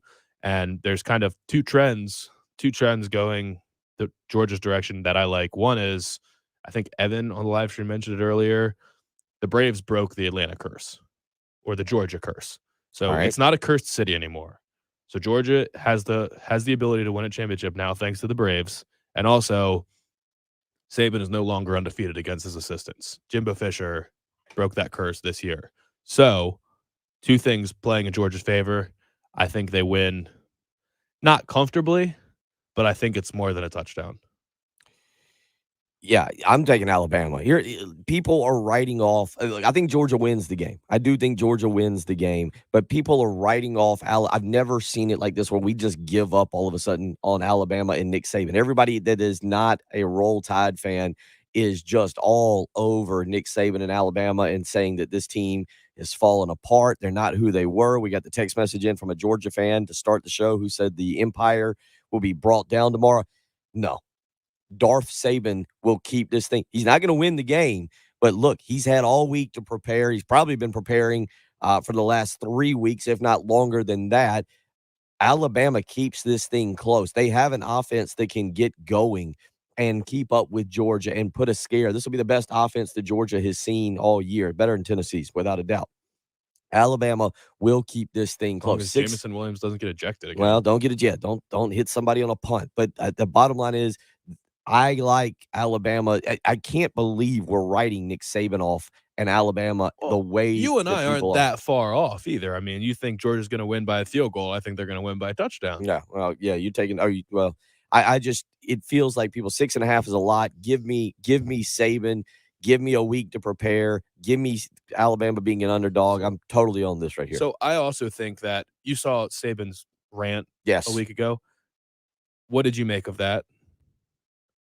Because I'll tell you what I got out of it is that he is preparing his fan base to not win the national championship this year. Well, that's what I think. I think he knows that this team isn't as good as all the other teams. So he's saying, listen, why can't we be happy about just winning a game anymore? Why can't we be happy that we beat LSU? Does it have to be the national championship every year or else we're upset? How about let's be happy week by week and not just judge the whole season like that? Because guess what?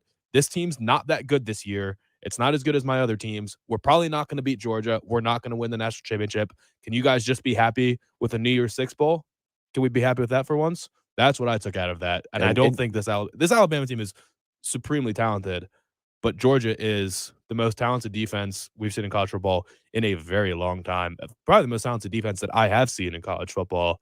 And Alabama's just, I don't think man to man they have what it takes this year. And I mean, the coaching staff, Bill O'Brien, inspires no one on the Alabama side, and Georgia feels awesome. Stetson Bennett's just going to make enough plays and make the right decisions, and that'll be all he needs. Be interesting to see. 4:00 tomorrow, CBS, Georgia and Alabama. So we've split those 5. Now here come the key, the locks of the week. Patrick has been red hot. He messed up last week. I finally got him last week, and I won. I took Washington State in a pick 'em over Washington. I finally got some points there. Patrick had Syracuse, Pittsburgh over 56. He didn't hit that. But other than that, Patrick, I think, is about 4-2, 5-2, somewhere in there. He's only missed 2 of his locks. So he's been red hot there. This week, you're going to go Western Kentucky? No, I'm actually going to take the Raging Cajuns. Oh, so I should have picked first. Guess you can have Western Kentucky. I was actually going to I like Louisiana Lafayette. I do too, because I don't think this is going to be them being spiteful of Billy Napier. I think everybody there is going to be happy for him. He's waited long enough to take the big job, and Levi Lewis is, I think, the better quarterback in this game. I think he's better than Chase Bryce, and 3.5 points. Give me a key number there. Love it. Last game for Billy Napier. I think his players will play inspired for him, and Raging Cajun taking it home. Okay. Yeah, I'm with you on that. I do like that. I like Lafayette to get it done. I'm with you. I think that's a job where they're glad to see Billy Napier go. They realize he's taking a step up. And you mentioned it. Lafayette's already blown out App State once this year. All right. Well, then I will take. You took the minus 3.5. You took mine. You know what? The toppers. You know what? Give me my second favorite. I'm a little questionable on this one. There's a couple. I kind of liked Cal. Southern Cal's melded in. I kind of liked Cal 4.5, but Cal's not very good and they're flaky. I kind of like Kent State. They're minus 3.5 on the road at Northern Illinois. But you know what? Give me Houston to cover the 10.5. Houston's a good football team. Cincinnati's going to be a little uptight. They know what's on the line. They will play a good football game, but I'll take Houston. I'll take Dana Holgorsen to cover the 10.5. Again, I think tomorrow could be a lot of fun. We'll finish talking about this as we wrap up the Friday edition of the early game. You're listening to Bill Gunner, Patrick Pratt, and Jen Jensen on 107.5 The Game.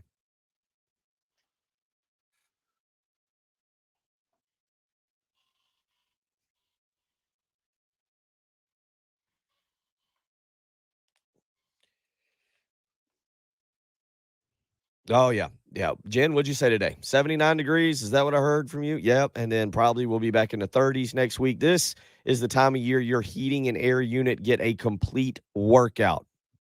Heat in the morning, air conditioning in the evening. It's good times. You hear the voice. You hear what I sound like right now. You can tell I'm enjoying it. The good news is my heating and air unit is working because I had AAA Heating and Air come out to do an inspection. Just $59 is all it'll cost you to call AAA Heating and Air. Tell them Bill Gunner is the one you heard it from. 803-677-1500 is how you can get in touch with them today. Call Roy and Dana Finley. They do a fantastic job. But most importantly, they run a family-owned business that wants to treat you like one of their family members. That's why they offer you all kinds of ways to make sure you save money. First, with the simple inspection of your heating and air unit, that's just $59. And then if there's an issue, they offer you a rebate, a buyback of your old unit, $1,500 to be precise. Then they work with you. For those who qualify, 0% financing, no money down, and then a 15-year parts and labor warranty to make sure that you are taken care of. 803-677-1500. Call AAA Heating and Air today. Tell them Bill Gunner sent you.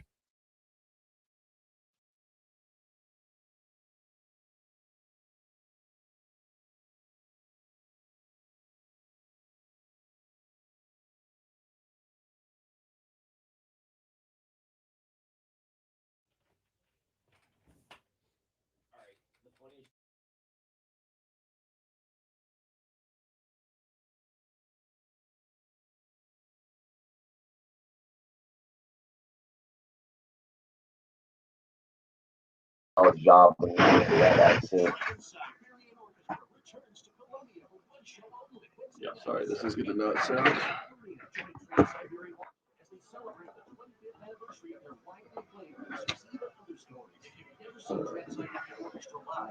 I kind of wanted to take one of the over. I wanted to either just take the over in the Pitt Wake game or the under in the Iowa Michigan game. But they're just so. I had been sitting there, and I had a whole spiel about Louisiana ready to go. And then you said, "Oh, I'm going to swim." And I knew that's where you were about to go. Imagine how much more room it is when you order a new car. With Nissan at home, you can shop for the perfect car. Buy a new car. He definitely has a chance. I mean, I've for sure had 0-5 weeks before.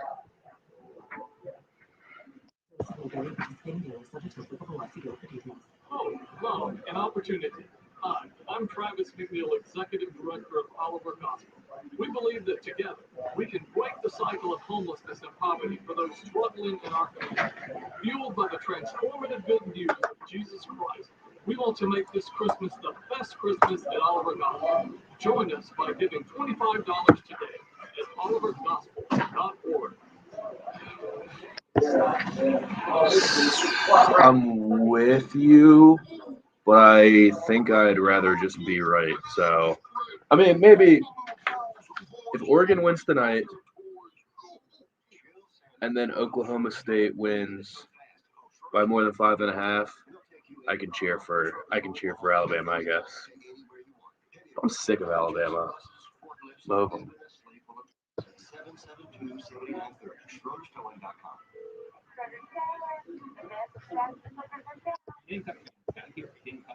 Reminding you that even though the regular season is over, a Gamecock Tradition is outfitting you with a year-round commitment.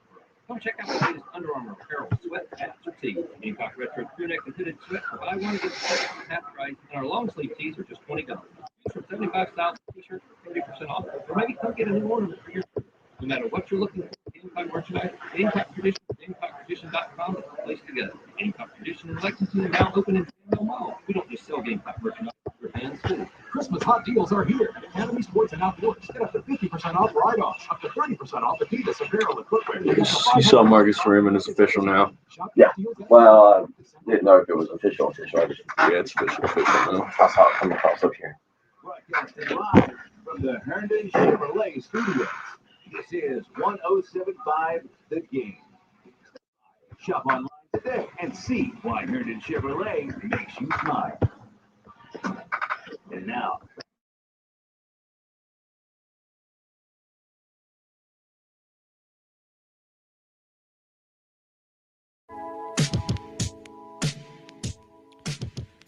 Wrapping up final minute here of the early game Friday morning. Hope you've had a great week and hope you have a fantastic weekend. First weekend for South Carolina and Clemson with no football since, both teams no football since August. I know there was some bye weeks involved, but we get championship weekend. Good luck to all the players participating over at Benedict College in the Weekend of Champions. Reminder to follow Chris Deering. C Deering 82 is the way to do that on Twitter for all your updates. Patrick, final thoughts on championship weekend as I am kind of leaning into this that we're going to see some craziness. I got Baylor beating Oklahoma State. I think Alabama is going to make it interesting. I think that Cincinnati is going to make it or Houston's going to make it interesting. Quick, your 4 college football playoff teams. Oh, quick. Give me Georgia. Give me Michigan wins. Give me Cincinnati wins. Give me Notre Dame. Okay. Notre Dame. I mean, I picked Oklahoma State, so I guess I'm going with the same 3, but Oklahoma State instead of Notre Dame. But I mean, all it's going to take, that's really all it's going to take is one of these teams to go down, and we're going to see Notre Dame in there we're going to see it's unbelievable. We'll probably never see it again. A team in the college football playoff with an interim coach.